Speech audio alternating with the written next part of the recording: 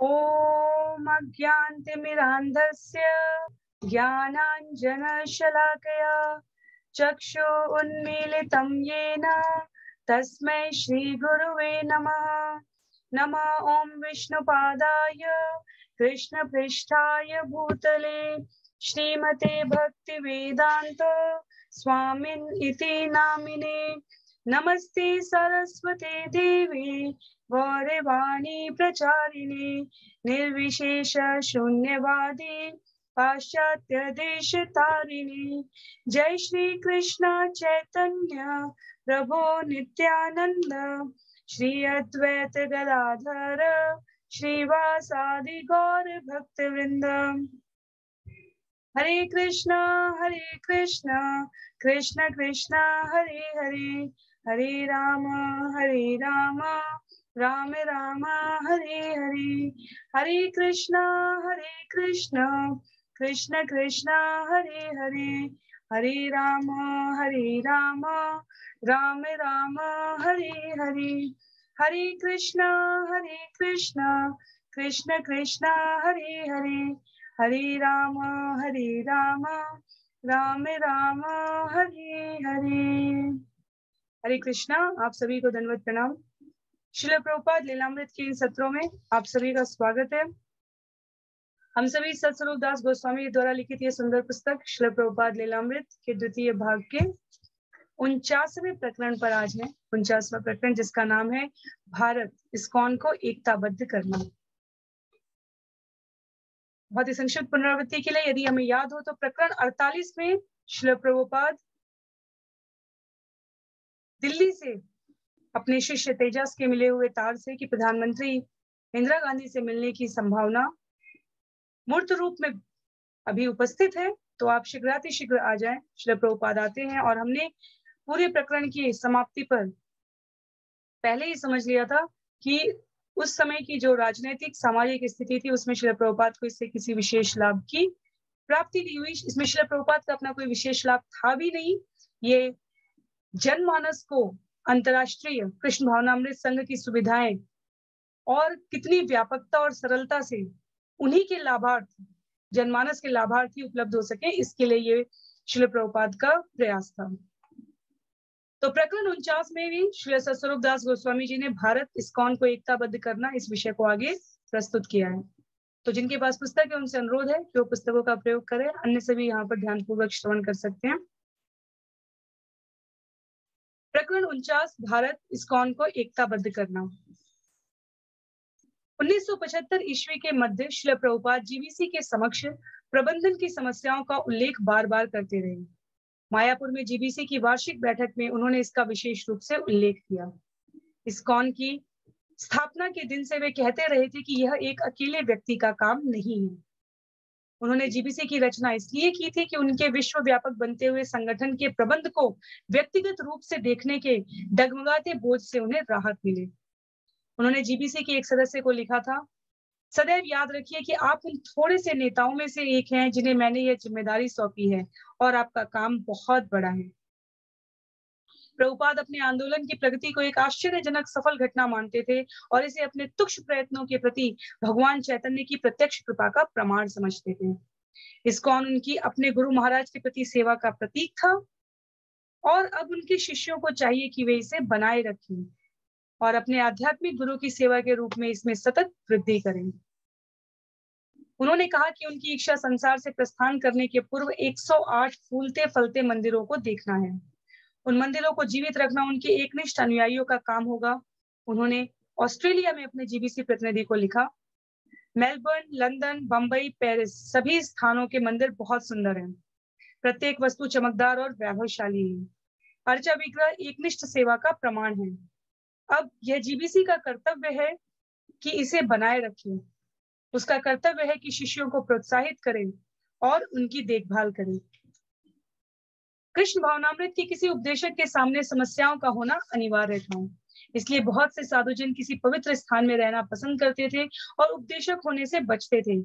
किंतु भक्ति सिद्धांत सरस्वती और भगवान चैतन्य के संप्रदाय के महान आचार्यों की मुख्य चिंता यह थी कि वे अधिक से अधिक बद्ध जीवात्माओं को भगवत भक्ति का संदेश पहुंचा सकें। तो भी इस मार्ग पर चलने के लिए सहिष्णु होना अत्यंत आवश्यक था। वित्तीय आवश्यकताएं, राष्ट्रीय और स्थानीय शासकीय प्रतिबंध, भगवत भक्ति के मूढ़ दानवी शत्रु, नए भक्तों में परस्पर ईर्ष्या, व्यक्तिगत महत्वाकांक्षा और आपसी असहमति, अवैध यौन संबंध और मादक द्रव्य सेवन के प्रयत्न से उत्पन्न संघर्ष और पतन आदि ऐसी समस्याएं थी जो उपदेशक के मार्ग को कंटकाकीर्ण बनाती थी। किंतु श्रील प्रभुपाद जानते थे कि संघर्ष उचित था, चाहे उसका परिणाम मात्र एक जीवात्मा को जीवन मरण के चक्र से मुक्त कराना क्यों ना हो। श्रील प्रभुपाद चाहते थे कि उनके अधिक उन्नत शिष्य उनके संघर्ष में सहभागी बने, और जब उन्होंने अपने कुछ वरिष्ठ सदस्यों में योग्यता और निष्ठा देखी तो उन्होंने कुछ मामले उनके सुपुर्द करने का प्रयास किया, और वे स्वयं श्रीमद् भागवत के 12 स्कंधों का अनुवाद पूरा करने के अपने जीवन के महान लक्ष्य पर अधिक ध्यान केंद्रित करने लगे। भक्तगण अपने उत्साह में प्रभुपाद पर सदैव जोर डालने लगे कि वे अधिक से अधिक पुस्तकों का अनुवाद और लेखन करें, जिससे वे उन्हें पढ़ सकें और वितरित कर सकें। श्रील प्रभुपाद ने उत्तर दिया कि वे अपनी शक्ति भर कोशिश कर रहे थे, किंतु यह कार्य यांत्रिक नहीं था। उसके लिए बड़ी एकाग्रता और मानसिक शांति की जरूरत थी। ऐसा नहीं हो सकता था कि वे लिखे भी और एक साथ भी दर्जनों चुनौती देने वाली उलझन भरी समस्याओं का समाधान भी करें।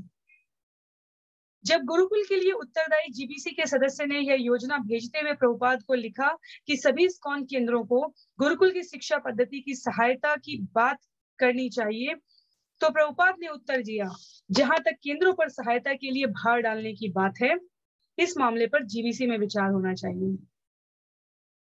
जब स्टॉकहोम केंद्र में एक विवाद उठ खड़ा हुआ और भक्तों ने प्रभुपाद से निर्णय देने की प्रार्थना की, तो उन्होंने उत्तर दिया, इस पर जीबीसी की पूरी बैठक में विचार होना आवश्यक है। और उन्होंने यह भी जोड़ दिया, हमारे सभी शिष्यों को गुरु बनना होगा, किंतु उनमें योग्यता नहीं है। श्रील प्रभुपाद ने कहा कि यौन संबंध के लिए आकर्षण, अनावश्यक परिवर्तन और गुरु भाइयों में आपसी लड़ाई, ये सभी पश्चिम के रोग हैं। कृष्ण भावनामृत पूर्णता प्राप्त करने का मार्ग है, और यदि उनके शिष्य आग्रह पूर्वक और निष्ठा पूर्वक उस मार्ग पर चलते रहे तो वे निश्चय ही सफल होंगे। किंतु कभी कभी प्रभुपाद ने देखा कि पश्चिमी रोग उनके शिष्यों को पराजित कर देते थे, और जीबीसी के सदस्य भी इसे रोक नहीं पाते थे। तो भी यदि वे प्रभुपाद को ऐसी परेशानियों से नहीं बचा पाएंगे तो प्रभुपाद उच्चतर कार्य कैसे कर सकेंगे। उन्होंने कहा, जीबीसी इस प्रकार व्यवस्था देखे कि किसी शिकायत का मौका न आए, ताकि मैं अनुवाद करने के लिए फुर्सत पा सकूं। इस सिद्धांत की व्याख्या उन्होंने श्रीमद् भागवत के 4थे स्कंद में की थी। जब शिष्य बड़े हो जाएं और उपदेश देने योग्य बन जाएं, तब आध्यात्मिक गुरु को अवकाश लेकर किसी एकांत स्थान में बैठकर लिखना चाहिए और निर्जन भजन करना चाहिए। इसका तात्पर्य यह है कि एकांत स्थान में मौन बैठकर भक्ति साधना करनी चाहिए। अब कृष्ण भावनामृत संघ के भक्त संसार के विभिन्न भागों में उपदेशकों के रूप में सेवा कर रहे थे। अब वे अपने आध्यात्मिक गुरु को सक्रिय उपदेश के कार्य से अवकाश लेने दे सकते हैं। अपने आध्यात्मिक गुरु के जीवन के अंतिम चरण में उनके शिष्यों को चाहिए कि उपदेश का कार्य अपने हाथों में ले लें, लेकिन यह हवा को नियंत्रण में लाने के समान था। जब भी कठिनाइयां बढ़ जाती थी तो वे उनके पास वैसे ही दौड़ते थे जैसे बच्चे भागकर अपने पिता के पास जाते हैं। कभी कभी कोई शिष्य उनसे पुस्तकें लिखने को कहता और उसी के साथ उनके सामने कोई विषम समस्या उपस्थित कर देता। अमेरिका की एक प्रमुख भक्त ने उन्हें रिपोर्ट की कि कुछ भक्त नियमों का पालन नहीं कर रहे हैं, किंतु प्रभुपाद कृपया भारत में ही रहें और शांत रहकर पुस्तकें लिखते रहें। प्रभुपाद ने उत्तर दिया, यदि पुरानी आदतें लौट आती हैं तो हर चीज समाप्त हो जाएगी। यदि मेरा मन इस तरह शुद्ध होता रहेगा तो मैं पुस्तकें कैसे लिख सकता हूँ? यह संभव है? यह संभव नहीं है। अच्छा होगा कि आप मुझे किसी बात की सूचना न दें और मुझे वृंदावन में रहने दें। कभी कभी श्रील प्रभुपाद मुझे वृंदावन में रहने दो शब्दों को इस तरह बोलते थे मानो वे समस्याग्रस्त पूरे संघ का प्रबंध त्याग रहे हैं। हर एक जानता था कि वे इस्कॉन को कभी नहीं छोड़ेंगे। वे कृष्ण भावनामृत आंदोलन के नेतृत्व द्वारा संसार को बचाने के लिए अपने जीवन का उत्सर्ग कर चुके थे, किंतु उनके शिष्य सयाने कब होंगे? श्रील प्रभुपाद ने लिखा, मैं चाहता हूं कि जीबीसी प्रबंध के कार्य से मुझे पूरी तरह राहत दे दे, जिसका तात्पर्य यह है कि उन्हें वैसा ही प्रबंध करना होगा जैसा मैं कहता हूं, और वे प्रायः कहते थे वैसा ही करो जैसा मैं कह रहा हूं। जब स्वयं जीबीसी सचिवों के बीच विवाद और असहमतियां उत्पन्न हो जाती तो प्रभुपाद उन्हें जीबीसी कमेटी को भेज देते थे। मैंने जीबीसी की नियुक्ति मामलों में शांतिपूर्ण प्रबंध के लिए की थी, किंतु अब आप अपने में ही अशांति पैदा कर रहे हैं, तो मैं शांत रहकर अपने अनुवाद कार्य में कैसे लग सकता हूँ? इसलिए इन सब बातों को इस समय स्थगित रखना चाहिए और जब हम मायापुर में मिलेंगे तो पूरी जीबीसी में हम इन पर विचार विनिमय करेंगे। आध्यात्मिक आकाश का प्रश्न और इस तरह के सभी प्रश्नों को इंतजार करना होगा जब तक कि हम मायापुर में इन पर विचार नहीं करते। श्रील प्रभुपाद जीबीसी को इस्कॉन के सभी मामलों को तय करने के लिए जिम्मेदार मानते रहे। वे चाहते थे कि उनके सभी शिष्य जीबीसी को अच्छा हो या बुरा अपना अधिकारी माने, और उनका विश्वास था कि जब जीबीसी के सभी सदस्य उनके निर्देशन में मिलजुल कर बैठेंगे तो वे सभी समस्याओं का हल पा लेंगे। किंतु इस बात में बराबर संदेह था कि वे वस्तुतः प्रभुपाद को अवकाश लेने देंगे ताकि वे शांतिपूर्वक पुस्तकें लिख सकें। 1975 ईस्वी में इस्कॉन के कुछ सदस्यों के बीच, जिसमें जीबीसी के कुछ सदस्य भी सम्मिलित थे, यह विवाद उठ खड़ा हुआ कि क्या विवाहित गृहस्थ पुरुष भक्त भी इस्कॉन में वस्तुतः आध्यात्मिक गुरु बन सकते हैं। यद्यपि कृष्ण भावनामृत के दर्शन में स्पष्ट कहा गया है कि कोई भी भक्त, वह चाहे किसी भी आश्रम का हो, योग्य और पवित्र हो सकता है, पर विवाद फिर भी चलता रहा। सितंबर में एक सन्यासी जीबीसी सदस्य प्रभुपाद को केवल यह बताने के लिए संयुक्त राज्य से वायुयान द्वारा वृंदावन पहुंचा कि कोई अन्य जीबीसी सदस्य गृहस्थ होने के कारण गुरु बनने के योग्य नहीं था, किंतु श्री प्रभुपाद ने कहा कि यह मामला जीबीसी की वार्षिक बैठक में तय किया जा सकता है। जब दूसरे दिन रामेश्वर का एक पत्र प्रभुपाद को मिला जिसमें प्रार्थना की गई कि प्रभुपाद अपना अनुवाद कार्य जारी रखें, तो प्रभुपाद ने उत्तर दिया कि वे तो अपना लिखने का कार्य करते रहने को तैयार थे, किंतु जब एक सदस्य 10,000 मील की दूरी हवाई जहाज द्वारा तय करके केवल एक अन्य सदस्य के विरुद्ध शिकायत करने पहुंचता है तो मैं क्या कर सकता हूँ। यदि आप सभी प्रमुख लोग आपस में मिलकर कार्य नहीं कर सकते तो अन्य लोग आपसे सहयोग कैसे कर सकते हैं? आपसी मतभेद हो सकते हैं, तब भी आपको सहयोग करना चाहिए, नहीं तो इतनी सारी समस्याओं और निर्णयों से मेरे राहत पाने का प्रश्न ही कहाँ उठता है। तृतीय वार्षिक अंतर्राष्ट्रीय उत्सव का समय निकट आ रहा था और विभिन्न असंतुष्ट दलों के बीच की चिरकालिक समस्याएं जीबीसी के न्यायालय में समाधान की प्रतीक्षा कर रही थी। श्रील प्रभुपाद को मायापुर 17 जनवरी को पहुंचना था, जीबीसी की बैठकों और भक्तों के एकत्र होने के लगभग 2 मास पूर्व ही। संभवतः 1000 भक्तों के सम्मिलित होने से आनंदपूर्ण कीर्तनों, कक्षाओं और परिक्रमाओं के आयोजन होंगे। साथ ही समस्याएं भी होनी थी।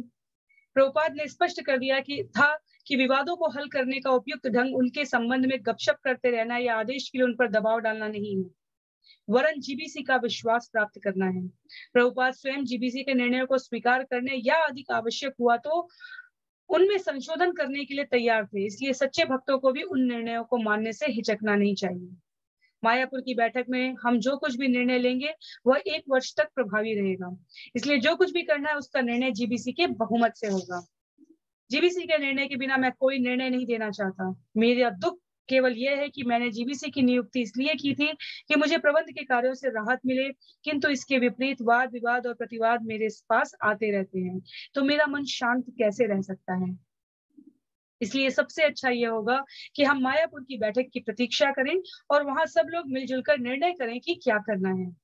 यदि कोई कमियां हैं तो उनके विषय में मायापुर में जीबीसी की बैठक में विचार होगा। एक व्यक्ति सारे संसार की व्यवस्था कैसे देख सकता है। जनवरी 17, 1976। कलकत्ता से मायापुर जाते हुए प्रभुपाद एक अमराई में रुके और उन्होंने फल, वड़ा, मूंगफली और मिष्ठानों का अल्पाहार ग्रहण किया। मायापुर पहुंचने के पहले ही वे बंगाल के ग्रामांचल के शांत वातावरण का आनंद लेने लगे थे।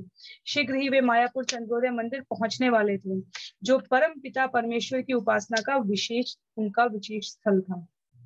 50 से अधिक वयस्क भक्त और गुरुकुल के 30 छोटे युवा बंगाली बच्चे मुख्य द्वार पर श्रील प्रभुपाद की प्रतीक्षा कर रहे थे।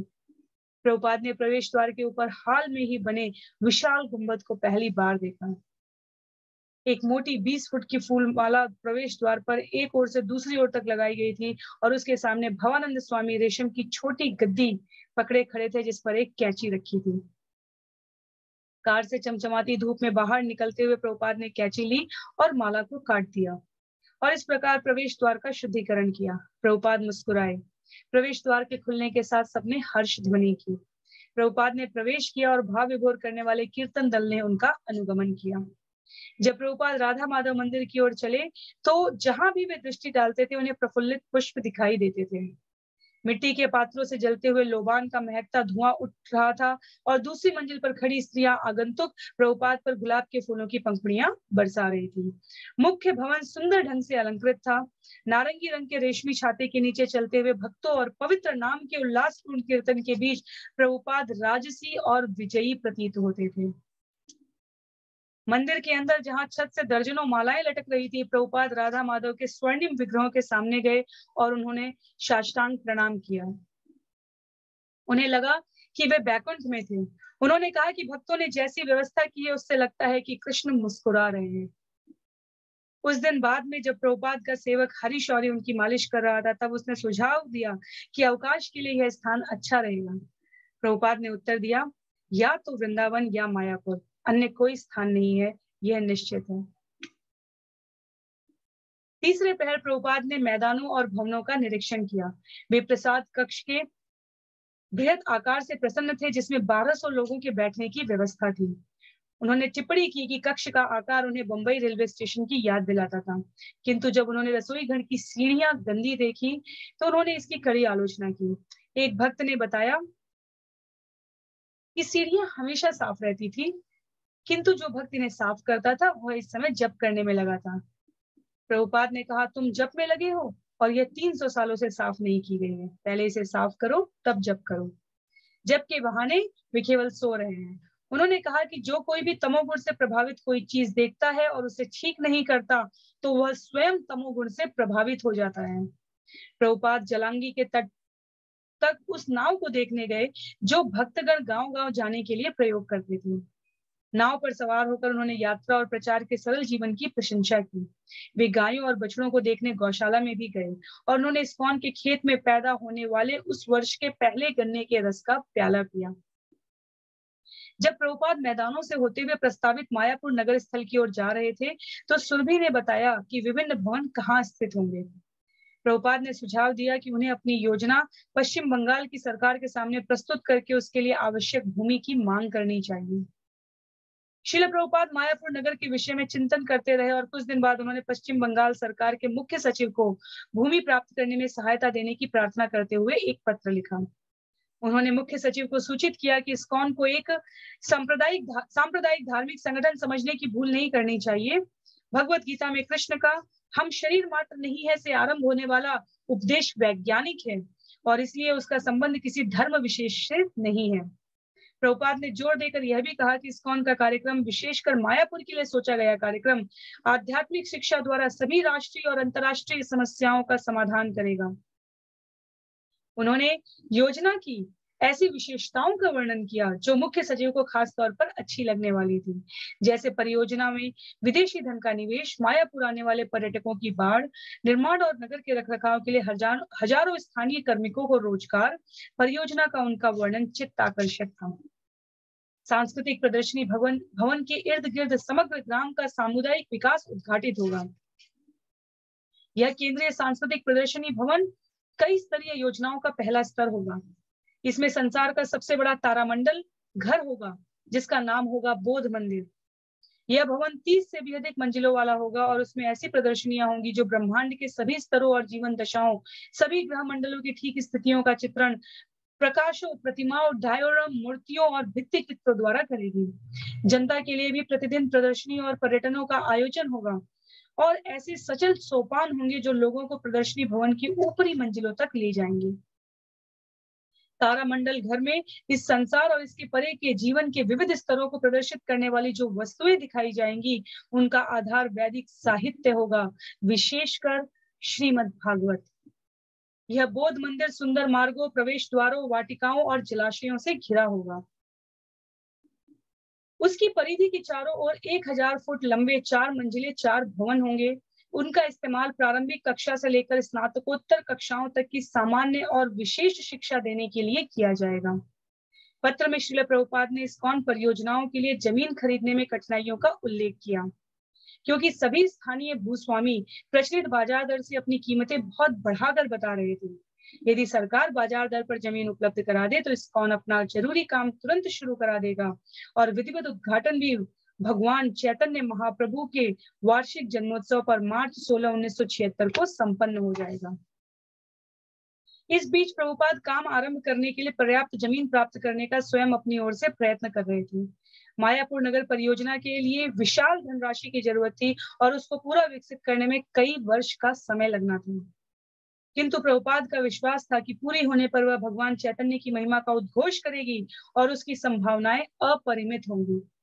मायापुर विख्यात हो जाएगा और संसार भर के लोग वहां कालातीत वैदिक ज्ञान का अनुपम आधुनिक व्यवहारिक रूप देखने को आकृष्ट होंगे। प्रभुपाद ने अपने शिष्यों को समझाया कि यद्यपि कोई सन्यासी परंपरा से अपने आप को धन के मामले में नहीं उलझाता, किंतु भक्तों की इच्छा लक्ष्मी और नारायण को मिलाने की है। उन्होंने कहा कि इस कहावत में सच्चाई है कि गरीब की कोई नहीं सुनता, और यदि वे विज्ञापन करें कि ऐसे भक्तिवेदांत स्वामी मायापुर के एक रिक्त मैदान में उपदेश देंगे तो उनको सुनने कोई नहीं आएगा। विशेषकर पाश्चात्यों को एक सुविधाजनक आकर्षक स्थान में बैठकर कृष्ण के विषय में सुनने की सुविधा होनी चाहिए। इसलिए प्रभुपाद ने योजना बनाई कि इस्कॉन के दिव्य नगर में आने वाले अतिथियों को अच्छी तरह टिकाना चाहिए। धीरे धीरे सारा संसार कृष्ण भावनामृत के कलात्मक, दार्शनिक और मानवीय आयामों के ऊर्जस्वित प्रदर्शन से गहराई से प्रभावित होकर रहेगा। प्रभुपाद ने सुरभि से मायापुर नगर का एक मास्टर प्लान, विस्तृत योजना तैयार करने को कहा। रात भर जागकर सुरभि ने एक प्रारंभिक वास्तुशिल्पीय खाका तैयार किया, जिसमें ब्राह्मणों, क्षत्रियों, वैश्यों और शूद्रों के अलग अलग विशेष क्षेत्र प्रदर्शित किए।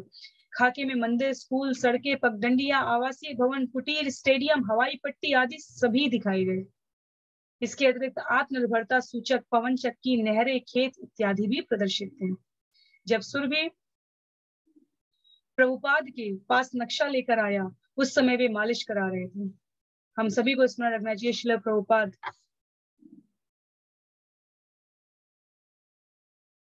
करीब करीब 78 वर्ष से अधिक उम्र के यहाँ पर हो चुके हैं। जब सुरभि प्रभुपाद के पास नक्शा लेकर आया, उस समय भी मालिश करा रहे थे।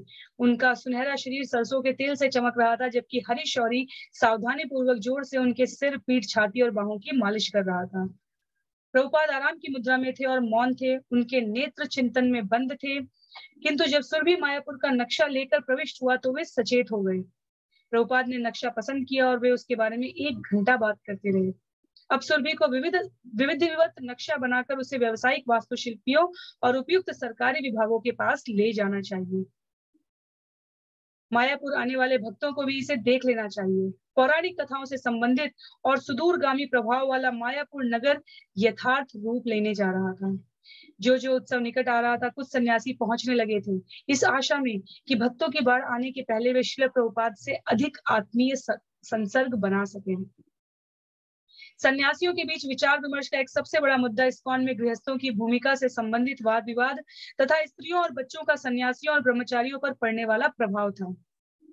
कुछ सन्यासियों का सुझाव था कि इस्कॉन की संरचना ऐसी होनी चाहिए जिससे गृहस्थों से सन्यासियों और प्रचारकों को अलग रखा जा सके। वे अपने विचार श्री प्रभुपाद के सम्मुख रखने लगे। तब प्रभुपाद ने उनका मार्गदर्शन किया।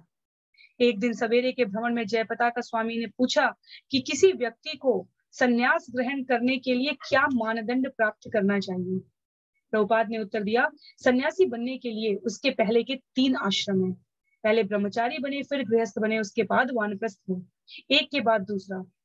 किंतु यदि कोई योग्य है तो वह सीधे संन्यास ले सकता है, और वह योग्यता भी बहुत सरल है। यदि आप पूर्ण रूप से कृष्ण चेतना युक्त हो जाएं, तो आप में योग्यता तत्काल आ जाएगी। ब्रह्म भूयाय कल्पते। ज्यों ही आप कृष्ण भावनामृत में अपने आप को पूरी तरह तल्लीन कर लेते हैं, आप सन्यासी से अधिक हो जाते हैं। हरीशौरी ने, जो एक गृहस्थ था, पूछा कि क्या कृत्रिम रूप से सन्यास आश्रम स्वीकार करना वस्तुतः एक अन्य प्रकार से इंद्रिय भोग में लिप्त होना है? प्रभुपाद ने उत्तर दिया, जो ही हम किसी चीज का निर्माण करते हैं वह कार्य इंद्रिय तृप्ति हो जाता है। जब हम सोचते हैं मैं अपनी इच्छा की पूर्ति करना चाहता हूं बस, तो वह इंद्रिय तृप्ति है। हम चाहे किसी वृक्ष के नीचे बैठे हों अथवा किसी महल में, मूल सिद्धांत इंद्रिय तृप्ति है। पिछले दिन मैं हीरा चोर और खीरा चोर की बात कर रहा था।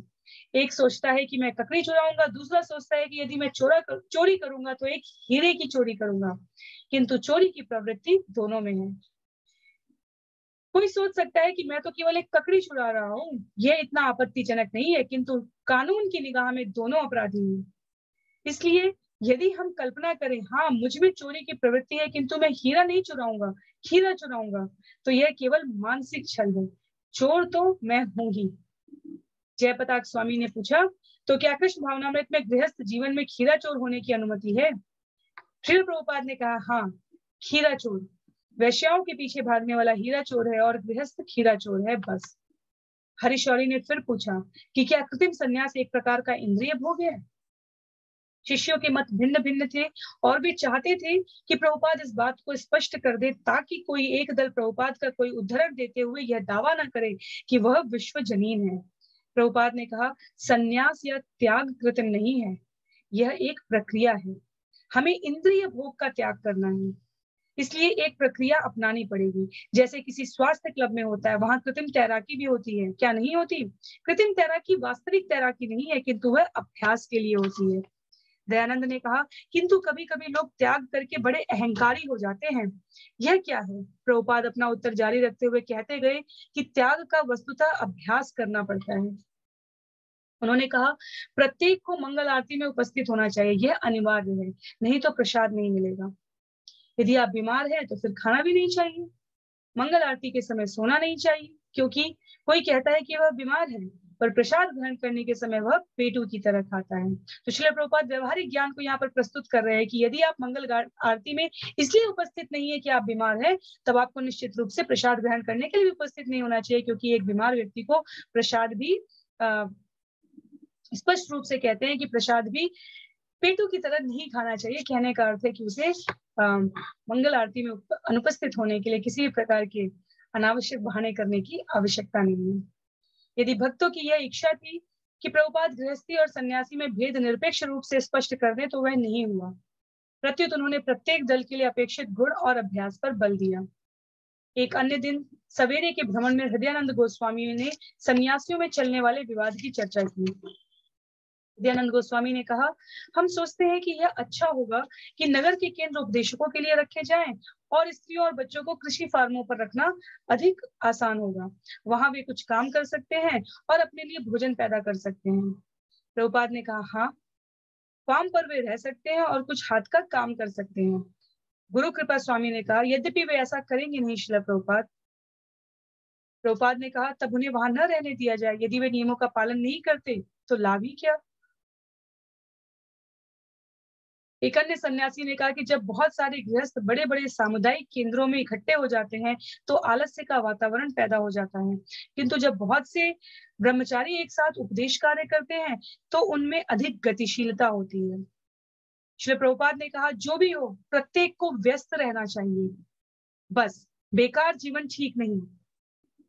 आलस्य को कभी बढ़ने मत दो। यदि हम अपने बीच कोई आलसी पुरुष रखते हैं तो हर चीज बर्बाद हो जाएगी। भक्त ने कहा, श्रील प्रभुपाद, मैंने सुना है कि आप कहते हैं कि हमारा संघ प्रेम लीला में मग्न रहने वाला संघ नहीं है, किंतु प्रेमाचार तो चल रहा है। अपने दो शिष्यों के अनुचित कर्तव्यों की ओर निर्देश करते हुए प्रभुपाद ने कहा, हाँ, मैंने वृंदावन में देखा है। अन्य शिकायतें भी सामने आई। एक प्रमुख व्यक्ति ने कहा कि मंदिर को ऐसी स्त्रियों और उनके बच्चों के पालन पोषण का भार नहीं दिया जाना चाहिए जिनके पति ना हो। एक अन्य शिकायत यह थी कि ब्रह्मचारी गण पुस्तकें बेचकर वस्तुतः गृहस्थों को पाल रहे हैं। प्रभुपाद दार्शनिक और व्यवहारिक ढंग से उत्तर देते रहे कि जो भी कमियां सामने आए उन्हें ठीक करना चाहिए। इंद्रियासक्ति, आलस्य और मंदिर के कार्यक्रमों से अनुपस्थिति को सहन नहीं करना चाहिए, किंतु भक्ति में इस प्रकार की कमियों की निंदा का संबंध किसी विशेष दल से नहीं था। मायापुर में पहुंचने के कुछ समय बाद ही प्रभुपाद ने अपने एक पत्र में भी इस तरह के मामले पर चर्चा की थी। एक श्रीमान चैटर्जी ने कलकत्ता से लिखा था कि वे भगवान चैतन्य की भक्ति का उपदेश कर रहे थे और वे अपने लिखे कुछ लेख श्रील प्रभुपाद को दिखाने को उत्सुक थे। श्रीमान चैटर्जी ने लिखा था, मेरा प्रतिपाद्य यह है कि हम संन्यास ग्रहण करके अपने भगवान गौरांग को प्रत्यक्ष देख सकते हैं। जो गृहस्थ हैं वे परमात्मा तक नाम संकीर्तन करके पहुंचते हैं। श्रील प्रभुपाद ने अपने उत्तर से पत्र लेखक को प्रोत्साहित किया, आपका विषय ठीक है। भगवान चैतन्य के बहुत से भक्त गृहस्थ रहे हैं, जैसे अद्वैत आचार्य या यहाँ तक कि भगवान नित्यानंद भी। भगवान चैतन्य ने अपना गृहस्थ जीवन छोड़ दिया था। मुख्य बात कृष्ण को समझने की है। वास्तविक योग्यता यही है कि कोई कृष्ण को कितनी अच्छी तरह समझता है, चाहे वह गृहस्थ हो या सन्यासी हो। श्री नरोत्तम दास ठाकुर ने गाया है, गृहे व वनिता था के हे गौरांग बोले डाके। इससे कोई अंतर नहीं पड़ता कि कोई घर में रहता है या वन में, जब तक वह भगवान चैतन्य के नाम का कीर्तन करता है वह वैष्णव है। भगवान चैतन्य ने कहा है कि विप्र के न्यासी शूद्र के निर्णय, ए कृष्ण तत्व वेता से गुरु है।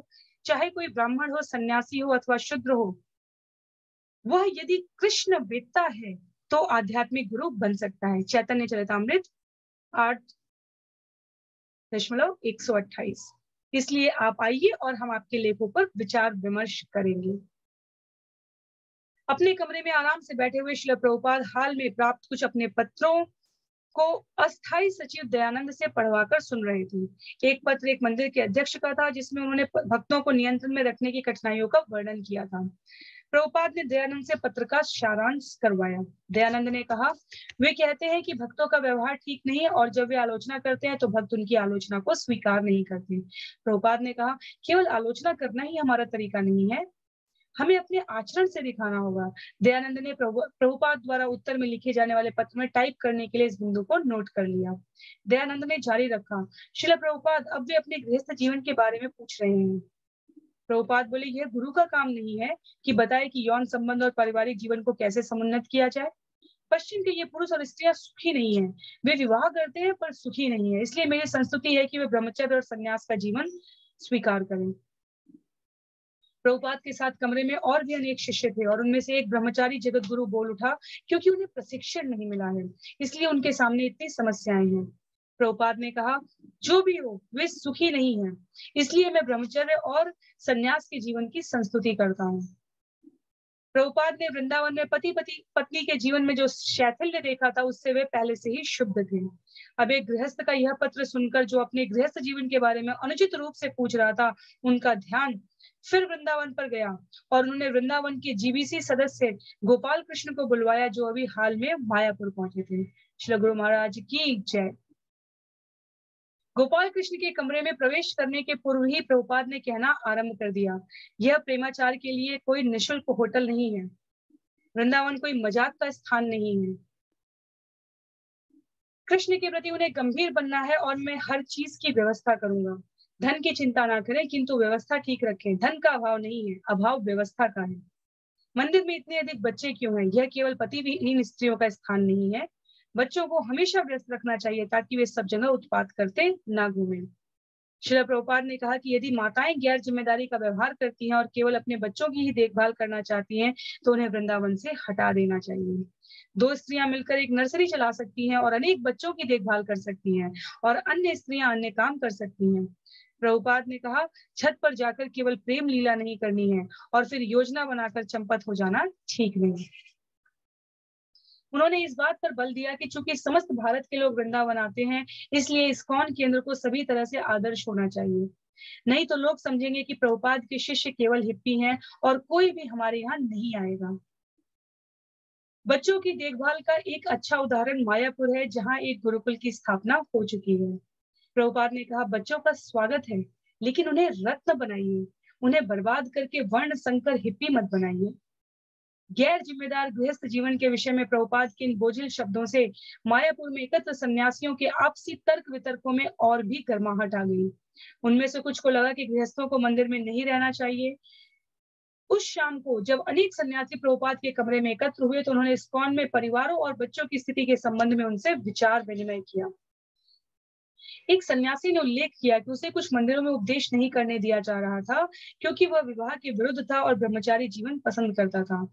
दूसरों ने शिकायत की कि महंगी जायदादें आवासों के रूप में प्रयुक्त करने के लिए खरीदी जा रही थी।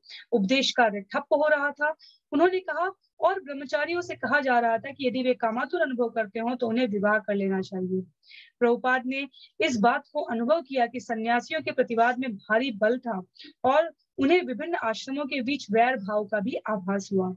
उन्होंने कहा कि इन बातों का निर्णय जीबीसी को करना चाहिए और उनके निर्णयों के विरुद्ध किसी को भी आचरण नहीं करना चाहिए। किंतु सन्यासीगण जो कुछ कह रहे थे उसके प्रति भी उन्होंने अपनी सहानुभूति प्रकट की। उन्होंने सुझाव दिया कि परिवारों को कृषि फार्मों पर रहकर सेवा करनी चाहिए और वे कृष्ण भावनामृत में आत्मनिर्भर होकर रह सकते हैं। प्रभुपाद ने कहा, हमारा उपदेश का पूरा कार्यक्रम भौतिक जीवन से अनासक्ति पर आधारित है। उसमें यौन संबंधों को एकदम बंद कर देना है। गृहस्थ जीवन एक तरह से उन लोगों को रियायत है जो इसे तुरंत बंद नहीं कर सकते, नहीं तो विवाह की आवश्यकता नहीं है। यह केवल एक भार है। यौन संबंध वैध हो अथवा अवैध, अंत में कठिनाई का कारण बनता है। मार्च 7 जीबीसी सदस्यों की बैठक हुई। प्रक्रिया यह अपनाई गई थी कि कार्यसूची बनाया जाए, हर प्रकरण पर विचार विनिमय हो और तब मतदान द्वारा प्रस्ताव पारित किए जाएं। दिन के अंत में सब लोग श्रील प्रभुपाद के कमरे में उनके पास जाएंगे और दिन भर के प्रस्ताव उनके अनुमोदन या संशोधन के लिए पढ़कर सुनाए जाएंगे। पहले दिन का अधिकांश समय प्रत्येक जीबीसी सदस्य का क्षेत्र और उनके कर्तव्य निर्धारित करने में लगा। इसका विवरण प्रभुपाद को सुनाया गया और उन्होंने उसका अनुमोदन किया। प्रभुपाद ने गृहस्थ और संन्यास जीवन पर भी लोगों को संबोधित किया और कहा कि सभी भक्तों को कृष्ण के परिवार से संबंधित होना चाहिए, मलमूत्र वाले परिवार या शुकर शुक्री जैसे परिवार से नहीं। संन्यास जीवन का तात्पर्य झूठे परिवार का त्याग है, किंतु कृष्ण भावना भावित वाले परिवार का त्याग नहीं है। प्रभुपाद ने कहा, कृष्ण भावना में समाज त्याग पर आधारित है और इसलिए सभी निष्ठावान भक्त उतने ही अच्छे हैं जितने सन्यासी। परिधान से वस्तुतः कोई अंतर नहीं पड़ता, चाहे वह श्वेत हो अथवा गेरुआ। यद्यपि एक आदर्श गृहस्थ को क्रमशः आगे बढ़ते हुए औपचारिक संन्यास आश्रम तक पहुंचना चाहिए। उन्होंने कहा कि उनके सभी शिष्यों को गुरु बनना चाहिए और प्रत्येक को हजारों शिष्य बनाने चाहिए, जैसा कि स्वयं उन्होंने किया था। इस प्रकार कृष्ण भावनामृत का प्रचार सर्वत्र करना चाहिए। सामान्यतः गृहस्थ श्वेत वस्त्र पहनते हैं, ब्रह्मचारी और सन्यासी गेरुआ वस्त्र पहनते हैं। उन्होंने कहा, जीबीसी में विचार विनिमय करो और कोई निर्णय लो, प्रश्न करो और मतदान कराओ। किंतु यदि ब्रह्मचारी दल, गृहस्थ दल, सन्यासी दल इस तरह के दल बनाओगे तो सब समाप्त हो जाएगा। हर चीज खुले रूप में करनी चाहिए। हमें कृष्ण के लिए कार्य करना है। यह फुसफुसाहट कैसी, ये बहुत अच्छा नहीं है। अगले दिन जब सवेरे के भ्रमण में श्रील प्रभुपाद मायापुर के मैदानों का चक्कर लगा रहे थे तो जीबीसी के उपाध्यक्ष मधु द्विष स्वामी ने उस दिन की जीबीसी की बैठक की तैयारी के बारे में मार्गदर्शन मांगा। मधु द्विष ने कहा, जिन विषयों में पर आज जीबीसी की बैठक में हम विचार करने जा रहे हैं वे इस्कॉन के अंदर ब्रह्मचारियों, गृहस्थों और सन्यासियों की भूमिकाओं के बारे में है। भगवत गीता के 18वें अध्याय के अपने एक तात्पर्य में आप कहते हैं कि सन्यासी को किसी युवा को विवाह करने से कभी हतोत्साहित नहीं करना चाहिए, किंतु दूसरी ओर हम समझते हैं कि सन्यासी को चाहिए कि वह युवा व्यक्ति को ब्रह्मचारी बना रखने के लिए प्रोत्साहित करे।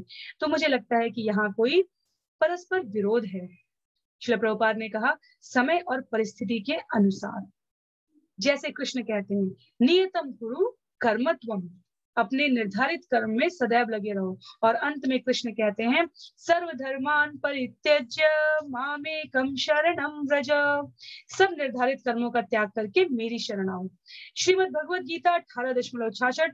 तो अब आप समायोजन कीजिए। यहाँ कोई विरोध नहीं है, वरन समय और परिस्थिति के अनुसार कहा गया है। मधु द्विष ने कहा, किंतु क्या कोई निष्कर्ष है? श्रील प्रभुपाद ने कहा, असल उद्देश्य है कि आपको कृष्ण का शाश्वत सेवक बनना है। आप चाहे कर्म से चलें, ज्ञान से चलें अथवा योग से चलें, इससे कोई अंतर नहीं पड़ता। अंतिम लक्ष्य कृष्ण तक पहुंचना है। अर्जुन ने कृष्ण की कृपा युद्ध करके और वध करके प्राप्त की थी। हरे कृष्णा। प्रभुपाद आगे कुछ नहीं बोले। उन्होंने जीबीसी की सृष्टि ठीक ऐसी ही समस्याओं के लिए की थी और उन्होंने अपने जीबीसी के लोगों को व्यक्तिगत रूप से अपने पत्रों और पुस्तकों में निर्देश दे दिए थे। अब उन लोगों को इन निर्देशों का समय और स्थान के अनुसार प्रयोग करना था। जीबीसी की बैठक हुई, दिन भर बहस चलती रही और संध्या तक इस्कॉन के अंतर्गत आश्रमों के विभाजन पर प्रस्तावों की एक सूची तैयार कर ली गई।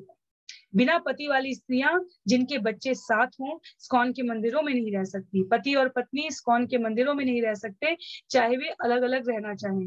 विवाह करने के पहले भक्तों के पास ऐसे साधन होने चाहिए कि वे अपना निर्वाह कर सकें और इस्कॉन के भरोसे रहने की आशा ना करें। विवाह के बाद एक गृहस्थ अपनी पत्नी के लिए वित्तीय दृष्टि से तब तक जिम्मेदार होगा जब तक कि वह संन्यास नहीं ले लेता।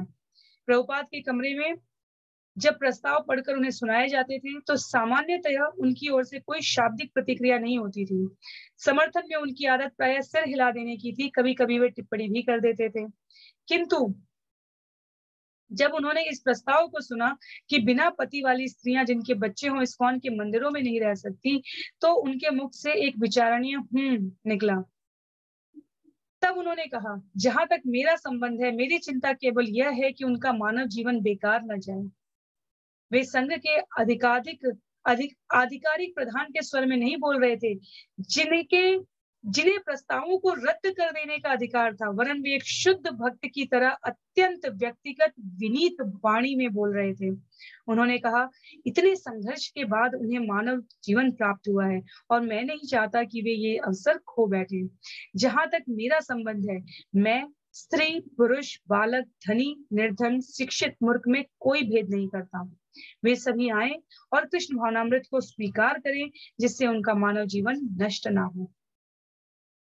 यद्यपि जीबीसी के लोगों के पास साधारणतया कहने को बहुत कुछ होता था, किंतु प्रभुपाद के इन शब्दों के बाद वे मौन बने रहे। अंत में तमाल कृष्ण गोस्वामी, जो अब उस वर्ष के लिए जीबीसी के अध्यक्ष निर्वाचित हुए थे, बोले, हाँ श्रील प्रभुपाद, तो हम उस प्रस्ताव को निकाल देंगे। अर्थात स्त्रियां जो बच्चों के साथ हैं और जिनके पति नहीं है साथ में, उनको इस्कॉन के मंदिरों से नहीं हटाया जाएगा। प्रभुपाद ने उस प्रस्ताव को भी अस्वीकृत कर दिया, जिसमें कहा गया था कि एक गृहस्थ को अपनी पत्नी की आर्थिक सहायता अपने शेष जीवन में तब तक करनी होगी जब तक कि वह संन्यास नहीं ले लेता। उन्होंने कहा, आप में से प्रत्येक गुरु बने। जिस तरह मेरे पास 5 या 10,000 शिष्य हैं, उसी तरह आप में से भी प्रत्येक 10,000 शिष्य बनाइए। इस प्रकार चैतन्य वृक्ष की शाखाएं उपशाखाएं विकसित करें, किंतु आध्यात्मिक दृष्टि से आपको मजबूत होना है। इसका तात्पर्य यह है कि आप माला की पूरी फेरियों का जप करें और चारों नियमों का पालन करें। यह कोई दिखावटी प्रदर्शन नहीं है, यह कोई भौतिक चीज नहीं है। कीर्तन करें और 4 नियमों का पालन करें और असहाय की भांति कृष्ण से प्रार्थना करें। हम में उत्साह होना चाहिए। यदि हम उत्साह खो देंगे तो हर चीज में ढिलाई आ जाएगी। मैं वृद्धावस्था में वृंदावन से बाहर निकला। मेरे पास धन नहीं था, कुछ नहीं था, किंतु मैंने कहा, आओ प्रयत्न करें। भगवान सहसा बोल उठा, श्रील प्रभुपाद, अब भी आप में बहुत उत्साह है। प्रभुपाद मुस्कुराए, हाँ, मैं उत्साह रखता हूँ। मुझे नहीं लगता कि मैं एक वृद्ध व्यक्ति हूँ। भगवान ने कहा, हम तो कभी कभी सोचते हैं कि हम वृद्ध हो गए हैं। प्रभुपाद ने कहा, वृद्ध कोई नहीं है। ना हन्यते हन्यमाने शरीरे, शरीर के नष्ट होने के साथ आत्मा नष्ट नहीं होता। भगवत गीता अध्याय 2 श्लोक संख्या 20 में। वृद्धावस्था में कभी कभी लोग निरुत्साह हो जाते हैं, किंतु मुझ में उत्साह है। प्रभुपाद ने कहा कि वे अधिकतर प्रस्तावों से प्रसन्न थे, क्योंकि उनसे यह संकेत मिलता था कि एक मजबूत जीबीसी अब उन्हें राहत देने को तैयार है, ताकि वे अनुवाद कार्य पर अपना ध्यान केंद्रित कर सकें। उन्होंने कहा कि भक्तों को कड़ाई से उन बातों का साल भर अनुगमन करना होगा जिन पर जीबीसी में सहमति हुई थी। जब तक प्रभुपाद स्वीकार न करें, तब तक कोई परिवर्तन नहीं होना चाहिए। और अगली वार्षिक बैठक में आप लोग जैसा कहें, आवश्यक परिवर्तन किए जाएंगे। तब जीबीसी के अध्यक्ष ने बैठक के एक अनिर्णित मामले पर मतदान की मांग की। इस मामले पर विचार हो चुका था, किंतु चूंकि इसे स्वीकृत नहीं किया गया था, इसलिए मतदान की जरूरत थी। हर एक ने अपना दाहिना हाथ उठाकर हाँ कहा। श्रील प्रभुपाद ने भी अपना दाहिना हाथ उठाया। उनके शिष्य उनके इस प्रिय व्यवहार पर तत्काल हंसने लगे। प्रभुपाद ने कहा, हाँ, मैं केवल जीबीसी का अनुसरण कर रहा हूँ। आप जो भी कहें, मुझे उसका अनुसरण करना है। जब मंदिरों के अध्यक्षों को जीबीसी के प्रस्तावों के बारे में मालूम हुआ, तो बहुतों ने आपत्ति की। उन्हें मालूम था कि प्रभुपाद ने उन्हें स्वीकृति दे दी है, किंतु उन्होंने सोचा कि कुछ सन्यासी प्रस्तावों का जो वो वास्तविक अर्थ और अभिप्राय लगाएंगे और जिस तरह उनकी व्याख्या करेंगे, उससे संघ में फूट पड़ जाएगी। अनेक मंदिरों के अध्यक्ष जो गृहस्थ थे, उनको लगा कि उनके साथ भेदभाव किया गया है। वे अपना पक्ष प्रस्तुत करने के लिए मौका चाहते थे। प्रभुपाद को अध्यक्षों के असंतोष का पता था और अगले दिन सवेरे के भ्रमण में उन्होंने यह विषय उठाया। सन्यासियों, जीबीसी के लोगों, मंदिरों के अध्यक्षों और अन्यों से घिरे हुए प्रभुपाद ने विषय के सभी पहलुओं को स्पष्ट किया। उनका प्रयत्न अपने आध्यात्मिक परिवार को सामंजस्य के सूत्र में बांधना था। मैंने सुना है कि गृहस्थों की बहुत अधिक आलोचना या निंदा से विक्षोभ उत्पन्न हुआ है। हाँ, मधुद्वेष ने स्वीकार किया। प्रभुपाद ने कहा, तो मैं सोचता हूँ कि गृहस्थों को स्वयं एक छोटी सी समिति गठित करनी चाहिए और बजाय इसके कि कोई चीज उन पर थोपी जाए, समिति को ही तय करना चाहिए कि उन्हें क्या करना है, क्योंकि इस युग में कोई भी कठोरता के साथ शास्त्रों में वर्णित प्रतिबंधों का पालन नहीं कर सकता। तमाल कृष्ण को इस विचार पर आपत्ति थी कि गृहस्थ जीबीसी के प्रस्तावों में संशोधन करें। उनका तर्क था, अपने प्रस्तावों में हमने यह नहीं कहा है कि गृहस्थों को कैसे रहना चाहिए। प्रस्ताव में केवल यह कहा है कि हमारे संघ का संचालन किस तरह किया जाए। यह नहीं कहा गया है कि गृहस्थ कैसे रहें, और आपत्तिजनक बिंदुओं को प्रभुपाद ने स्वयं ठीक किया है। प्रभुपाद ने आगे कहा, मैं समझता हूँ इसे और भी निश्चित कर लेना चाहिए। 3 या 4 गृहस्थियों की एक छोटी सी समिति बना दीजिए, तब आप निश्चित कर लें कि आपको कैसे रहना है। विषय को बदलते हुए प्रभुपाद ने कहा कि पंडाल कब बन रहा है? आज पश्चिम के 350 भक्त पहुंचने वाले हैं। पंडाल का मंच अब तक बन जाना चाहिए था और नाटक आदि कार्यकलाप शाम को आरंभ हो जाएंगे, किंतु गृहस्थ सन्यासी विवाद में बुरी तरह उलझे हुए भक्तगण उस विवाद को और आगे बढ़ाने से अपने आप को रोक नहीं सके। विषय पर लौटते हुए पुष्ट कृष्ण स्वामी ने कहा, भोग लिप्त जीवात्मा और संन्यस्त जीवात्मा में क्या अंतर है? प्रभुपाद ने कहा, यद्यपि प्रश्न उन पर ही दागा गया था, किंतु वे संतुलित और दलगत मतभेदों से अलग रहे। क्या करना है इस पर वे बिल्कुल सुनिश्चित थे, किंतु उसे सिखाने का उनका ढंग सुविचारित और अनुक्रमिक था। वे पहले से जानते थे कि दृढ़ निश्चय शिष्यों के विरोधी दृष्टिकोणों में सामंजस्य लाना कठिन काम था। वर्षों से वे ही अंतिम निर्णय करते रहे थे और अपने शिष्यों को सिखाते रहे थे कि संयुक्त रूप में कैसे आगे बढ़ना चाहिए। एक बार फिर एक ऐसा मुद्दा तैयार हो रहा था जिसका समाधान उन्हें ही निकालना था, यदि वे उनकी बात मानने को तैयार हुए थे। पुष्ट कृष्ण ने कहा, उदाहरण के तौर पर जैसा कि हम विचार करते रहे, ब्रह्मचारियों और गृहस्थों की प्रवृत्तियां भिन्न होती हैं। ब्रह्मचारी का दृष्टिकोण त्याग का होता है। यदि कोई ब्रह्मचारी अपने ब्रह्मचारी जीवन का गृहस्थ बनने के लिए त्याग कर दे, तो इसका तात्पर्य यह हुआ कि उसकी रुचि किसी सीमा तक भोग लिप्सा की ओर अधिक है। तो इस स्थिति में क्या करना है? प्रभुपाद ने कहा, यदि आप भोग का सुख लेना चाहते हैं तो आपको कौन मना कर सकता है? तमाल कृष्ण ने कहा, किंतु हम उसे समर्थन नहीं दे सकते, हम उसे इंद्रियों का सुख भोगने में सहायता नहीं दे सकते। अपनी सहायता वह स्वयं करे। प्रभुपाद ने कहा, आश्रम 4 है, ब्रह्मचर्य, गृहस्थ, वानप्रस्थ, संन्यास। इनके संबंध में स्थितियां और दृष्टिकोण भिन्न भिन्न है। इसका तात्पर्य है कि प्रत्येक व्यक्ति समान मंच पर नहीं होता। मंच भिन्न भिन्न है, किंतु संपूर्ण रूपेण लक्ष्य यही है कि भोग की प्रवृत्ति का त्याग कैसे हो, इसी की अपेक्षा है। पुष्ट कृष्ण ने कहा, श्रीमद् भागवत में हम पाते हैं कि सुखदेव गोस्वामी प्रातःकाल गृहस्थों के पास कुछ आध्यात्मिक ज्ञान देने जाते थे और भेंट में कुछ दूध स्वीकार करते थे। इसलिए सन्यासियों और त्यागियों को गृहस्थों की भोग लिप्सा और उससे होने वाले प्रभावों के कारण उनका संसर्ग पसंद नहीं आता। अतएव हम अपने संघ में भी पाते हैं कि जो ब्रह्मचारी बने रहना चाहते हैं, उनके लिए हमारे ही संघ में इंद्रिय सुख की इच्छा वालों का संसर्ग उनके अपने आध्यात्मिक जीवन के लिए हानिकारक सिद्ध हो रहा है। प्रभुपाद ने कहा, तो आपका प्रस्ताव क्या है? क्या आप उन्हें दूर भगा देना चाहते हैं? मधुदेश ने कहा, यदि संसर्ग नहीं रहेगा तो वे कभी शुद्ध नहीं होंगे। तमाल कृष्ण ने कहा, नहीं, समस्या यह नहीं है, क्योंकि हम एकत्र होते हैं साहचर्य या संसर्ग के लिए। लोग मंदिर में कीर्तन के लिए, व्याख्यान के लिए, प्रसाद के लिए आते हैं। ये साझे के कार्यकलाप हैं। प्रश्न यह नहीं है कि हम अब सभी आश्रमों के बीच कुछ साझे कार्यकलापों में भाग न लें, किंतु रहने की व्यवस्था अलग अलग होनी चाहिए। प्रभुपाद ने कहा, अब आप तो मंदिरों में भी इस बात की शिकायत करते हैं कि पति पत्नी आपस में बात कर रहे हैं। प्रभुपाद जिस अनुक्रमिक ढंग और व्यवहार कौशल से विषय का प्रवर्तन कर रहे थे, उससे लगता था कि वे जैसे लजा रहे हैं। आपस में बटे हुए अपने शिष्यों के दिलों और दिमागों के बारे में भी वे अधिक स्पष्टता से सुन रहे थे। कमाल कृष्ण ने कहा, हाँ, वे श्रीमद् भागवत की बात नहीं कर रहे हैं। प्रभुपाद ने कहा, वह तो आपको सर्वत्र मिलेगा। भागवत ने कहा, कभी कभी यह शिकायत आती है कि ब्रह्मचारियों में बहुत अधिक घृणा का भाव मिलता है, किंतु क्या यह एक ब्रह्मचारी में गुण की बात नहीं है कि इंद्रिय भोग के प्रति उसमें घृणा का स्वस्थ भाव हो?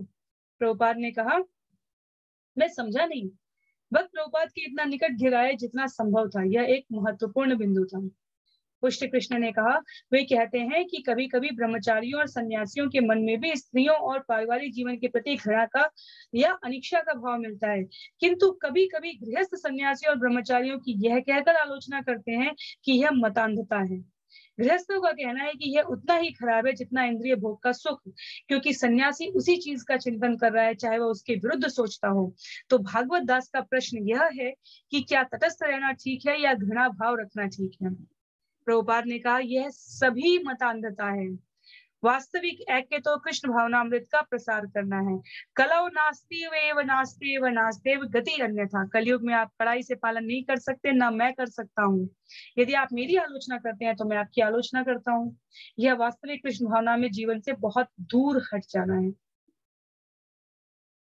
पुष्ट कृष्ण ने कहा तो यह कहना ठीक होगा कि यदि हम कृष्ण भावना भावित नहीं है और यदि यह गृहस्थ की समस्या नहीं है तो यह कुछ और ही समस्या है।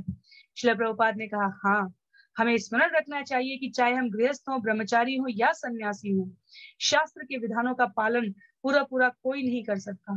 कलयुग में यह संभव नहीं है। यदि मैं आपकी गलती निकालूं और आप मेरी गलती निकालें तो यह केवल दलगत लड़ाई होगी और हमारा वास्तविक उद्देश्य बाधित होगा। इसलिए चैतन्य महाप्रभु की संस्तुति है कि हरिनाम कीर्तन कड़ाई से करना चाहिए। यह सभी के लिए एक समान नियम है, चाहे कोई ब्रह्मचारी हो, गृहस्थ हो अथवा सन्यासी हो, सबको सदा हरिनाम कीर्तन करना चाहिए। तब सभी में समायोजन स्थापित हो जाएगा, नहीं तो आगे बढ़ना नामुमकिन है। हम विवरण की उलझनों में फंसकर रह जाएंगे। इसे नियमाग्रह कहते हैं। मैं समझता हूं कि मैंने उसकी पूरी व्यवस्था कर दी है। मधुदीश ने कहा हाँ, the nectar of instruction Upadeshamrita में प्रभुपाद ने कहा नियम आग्रह कोई अच्छी चीज नहीं है। नियम का अर्थ है विधि विधान और आग्रह का अर्थ है स्वीकार न करना। आग्रह का अर्थ इसका उल्टा है। विधि विधानों के पालन को स्वीकार करने की बहुत अधिक चिंता, किंतु उससे कोई आध्यात्मिक लाभ नहीं होता। दोनों को नियम आग्रह कहते हैं। इसलिए मूल सिद्धांत यही है कि नियम आग्रह की संस्तुति न की जाए। यदि हम 24 घंटे कीर्तन के सरल तरीके से कृष्ण भावनामृत में आगे बढ़ते रहे, कीर्तन यहाँ सदा हरि, तो हर चीज में अपने आप समायोजन आ जाता है। कलयुग में आपको ऐसा नहीं मिलेगा कि हर चीज ठीक ठीक हो रही है। ये बहुत कठिन है। जैसे हमारे कवि एलन गिन्सबर्ग हैं, वे मुझ पर हमेशा दोष लगाते रहे, स्वामी जी आप बहुत रूढ़िवादी और कठोर हैं। वस्तुतः मैंने उनसे कहा मैं कभी कठोर नहीं रहा, ना मैं रूढ़िवादी हूँ। यदि मैं रूढ़िवादी बन जाऊं तो मैं यहाँ एक मिनट नहीं रह सकता। अतः मैं रूढ़िवादी नहीं हूँ। मैं एक लड़की के साथ रह रहा था, उसका नाम कॉल यूगेंस था। मैं भोजन बना रहा था और मैंने फ्रिज में उसकी बिल्ली के लिए कुछ मांस के टुकड़े देखे।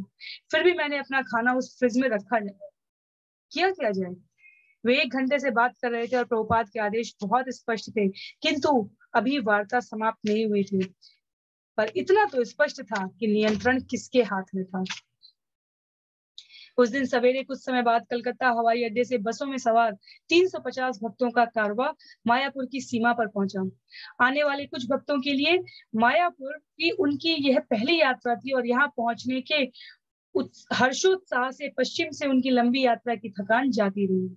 सांसारिक चिंताओं से मुक्त होकर वे श्री धाम मायापुर के दर्शन को और श्रील प्रभुपाद से पुनः मिलने आए थे। 3 घंटे की यात्रा के बाद बसें मायापुर की सीमा में प्रविष्ट हुई। लगातार हॉर्न बजाती हुई ये बसें चक्करदार भक्ति सिद्धांत रोड पर आगे बढ़ती जा रही थी और भक्तगण गौड़ी मठ के मंदिरों, श्रीवास आंगन, भक्ति सिद्धांत सरस्वती की समाधि और चैतन्य महाप्रभु की आविर्भाव स्थली को एक के बाद एक देखते जा रहे थे। सड़क पर जो भी ग्रामीण पैदल या रिक्शों पर चल रहे थे, वे सड़क से शीघ्रता पूर्वक एक तरफ हट जाती थी। भैंसे, बकरियां, गायें भी एक और हो जाती थी। स्थानीय लोग गौर पूर्णिमा का उत्सव मनाने के लिए आए हुए उन सैकड़ों पाश्चात्यों का दृश्य आश्चर्य और विस्मय से देख रहे थे।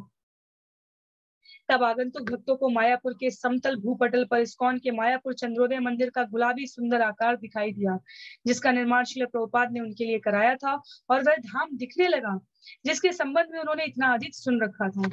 जब बसें इस्कॉन की संपत्ति के प्रवेश द्वार पर पहुंची तो भक्तगण नए गुंबदों और पुष्प वाटिकाओं को देखकर हर्ष ध्वनि करने लगे और प्रभुपाद को देखने की उनकी उत्सुकता बढ़ गई। पंजीयन कराना, अपने कमरे ढूंढ पाना, उनमें पहुंचकर व्यवस्थित होना आदि कुछ औपचारिक उलझने थी, किंतु उनके कारण कोई बड़ी समस्या नहीं हुई। आगंतुक भक्त अब अन्य गुरु भाइयों के बीच घर पर पहुंच गए थे। शीघ्र वे गंगा में स्नान कर सकेंगे और फिर पवित्र स्थानों की परिक्रमाओं के संबंध में कार्यक्रमों की घोषणा सुन सकेंगे। कुछ भक्त आराम करने लगे, शेष संसार के विभिन्न स्थानों से आए हुए मित्रों से मिलने लगे। उन्होंने ताजा समाचार सुने और गंगा की तेज धारा के विषय में तथा पेचिस और मच्छरों से बचने के बारे में अनुभवी शिष्यों की शिक्षाएं सुनी। संध्या होने के पूर्व ही सब अपने अपने कमरों में पहुंच गए थे और उन्होंने प्रसाद पा लिया था। प्रवेश द्वार के ऊपर एक छोटे कमरे में शहनाई वादक एक शानदार राग बजाने लगे। आकाश अंधकार में डूबने लगा और भक्तगण तेज प्रकाश से आलोकित मंदिर कक्ष में विशाल कीर्तन के लिए एकत्रित होने लगे। ये भक्त संसार के विभिन्न नगरों में कठोर परिश्रम करते रहे थे और उनका मायापुर आना उनके कठिन जीवन और धैर्यपूर्ण सेवा का एक प्रकार से पुरस्कार था। अब वे विश्राम कर सकते थे और आध्यात्मिक जीवन का आनंद उठा सकते थे। उनके ऊपर कोई जिम्मेदारी नहीं थी सिवाय इसकी कि वे अर्चा विग्रहों की उपासना करें, श्रील प्रभुपाद से मिले और उनका व्याख्यान सुने, हरे कृष्ण कीर्तन करें और भगवान चैतन्य के शाश्वत धाम में कृष्ण भावना से परिपूर्ण बने रहे। जब प्रभुपाद ने सुना कि अब उनके मायापुर के उपासना स्थल में लगभग 600 भक्त एकत्र हो गए हैं, तो वे अतीव प्रसन्न हुए। उन्होंने पूछा कि क्या प्रसाद और आवास का स्थान पर्याप्त है, तो और क्या प्रत्येक भक्त के लिए पूरी कार्य योजना बन गई है। उन्होंने कहा यदि भक्त बेकार रहेंगे तो वे ऊब जाएंगे या गप्पे लड़ाने लगेंगे। उन्होंने कहा कि प्रत्येक को चाहिए कि केवल हरे कृष्ण का कीर्तन करे, परिक्रमा करे अथवा कृष्ण कथा कहे और सुने। आगंतुकों में से कुछ, विशेषकर मंदिरों के अध्यक्ष, गृहस्थों और सन्यासियों की आपसी फूट की ओर खिंच गए। अब चूंकि सभी मंदिरों के अध्यक्ष वहां उपस्थित थे और सब में असंतोष था, इसलिए उन्होंने एक विशेष बैठक की मांग की। उन्हें इस कौन में गृहस्थों पर प्रतिबंध लगाना पसंद नहीं था और जब उन्होंने बातें की और आपस में मतों की तुलना की तो उन्हें अपनी शिकायतों के लिए एक समान बिंदु मिला। अधिकांश आपत्तियां उत्तरी अमेरिका के मंदिरों के अध्यक्षों की ओर से थी और तमाल कृष्ण गोस्वामी के नेतृत्व वाले चलते फिरते राधा दामोदर संकीर्तन दल को लक्ष्य करके उठाई गई थी। संघर्ष कम से कम 1 वर्ष से जोर पकड़ रहा था जब से तमाल कृष्ण ने राधा दामोदर दल का निर्माण किया था। उस 1 वर्ष के अंदर दल की संख्या 150 तक पहुंच गई थी और दल के सदस्य समग्र उत्तर अमेरिका की यात्रा करते हुए श्रील प्रभुपाद की पुस्तकों का वितरण कर रहे थे। प्रभुपाद ने दल की सराहना की थी। उसने अमेरिकन बीबीटी की कुल आमदनी का 30 से 40% तक जुटाया था। राधा दामोदर दल के सदस्य आध्यात्मिक क्षेत्र के उन्नत सन्यासियों के साथ रहते थे और उन्होंने अपने में तप और त्याग के लक्षण विकसित कर लिए थे। ब्रह्मचर्य के प्रति उनमें उत्साह दिखाई देता था और विवाहित जीवन की आवश्यकता उन्हें नहीं महसूस होती थी। राधा दामोदर दल ने पुस्तक वितरण में सभी प्रतिमान तोड़ दिए थे और अन्य सभी क्षेत्रों और मंदिरों से वह आगे निकल गया था। संकीर्तन सैनिकों की अभिजात सेना के रूप में पुस्तक वितरण के क्षेत्रों में वे समस्त संसार के नेता माने जाने लगे थे। इस दल के 80 से अधिक सदस्य मायापुर उत्सव में भाग लेने आए थे और वहां के सर्वोत्तम भवन का एक विशेष खंड उनके आवास के लिए आरक्षित किया गया था। किंतु त्याग और संकीर्तन के नेतृत्व के प्रति अपने उत्साह में राधा दामोदर दल के कुछ ब्रह्मचारियों ने मंदिर जीवन और गृहस्थों पर कृपा का भाव विकसित कर लिया था। यह भौतिक धारणा उस बिंदु तक पहुंच गई थी कि कुछ लोग किसी भक्त की योग्यता का निर्धारण इस आधार पर करने लगे थे कि वह श्वेत वस्त्र अर्थात गृहस्थों का वस्त्र धारण करता है या केसरिया वस्त्र जो सन्यासियों और ब्रह्मचारियों का परिधान माना जाता था। श्वेत वस्त्र धारण करने वाला कोई भी भक्त आध्यात्मिक रूप से उन्नत भक्त नहीं हो सकता था। मंदिरों के अध्यक्ष को लगा कि कम से कम ऐसी भ्रांति राधा दामोदर दल के कुछ अधिक अपरिपक्व सदस्यों में पैदा हो गई थी। किंतु सबसे बड़ी शिकायत दार्शनिक की अपेक्षा व्यवहारिक अधिक थी। अध्यक्षों ने दावा किया कि राधा दामोदर दल मंदिर से भक्तों की चोरी कर रहा था। मंदिरों के अध्यक्षों ने अपनी कहानियों का मिलान किया और ऐसे अनेक उदाहरण यह सिद्ध करने के लिए दिए कि मंदिर में सेवारत भक्तों को बहकाकर उन्हें राधा दामोदर दल का सदस्य बनाया गया था। अध्यक्षों ने कहा कि इस विचारधारा का कि सन्यासी गृहस्थों से श्रेष्ठ होते हैं अवसरवादी प्रयोग हो रहा था। इसका प्रयोग लोगों को अर्थात सर्वश्रेष्ठ ब्रह्मचारियों को आश्वस्त करने के लिए किया जा रहा था कि वे प्रभुपाद के मंदिरों में अपने पदों का त्याग करके राधा दामोदर दल में सम्मिलित हो जाएं। इससे प्रायः गंभीर कठिनाइयां पैदा हो रही थी। मंदिरों के अध्यक्षों का विचार था कि राधा दामोदर दल का प्रचार कार्य असंतुलित था और स्वार्थ से प्रेरित था। असहमति बढ़कर इतनी तीक्ष्ण हो गई थी कि कुछ मंदिरों ने राधा दामोदर दल के सदस्यों को अपने यहाँ आने से मना कर दिया था और कुछ ने राधा दामोदर मंदिर के सन्यासियों को अपने यहाँ भक्तों के सामने व्याख्यान देने पर प्रतिबंध लगा दिया था। किंतु राधा दामोदर दल के लोग इसे गृहस्थों की ओछी बुद्धि और आसक्ति का एक और प्रमाण मानते थे। श्रील प्रभुपाद इस विस्फोटक मामले पर उपयुक्त समय की प्रतीक्षा करते हुए अपने निर्धारित कार्य, अतिथियों का स्वागत करने तथा मंदिर और उत्सव की व्यवस्था का पर्यवेक्षण करने में लगे रहे। वे प्रतिदिन मंदिर में भाषण करते थे और लोगों को संतोष प्रदान करते थे, किंतु अपने सेवकों और सचिवों को उन्होंने बताया कि आपसी फूट से उन्हें चिंता हो रही थी। इस बात से वे अशांत थे कि मंदिरों के अध्यक्ष रुष्ट थे।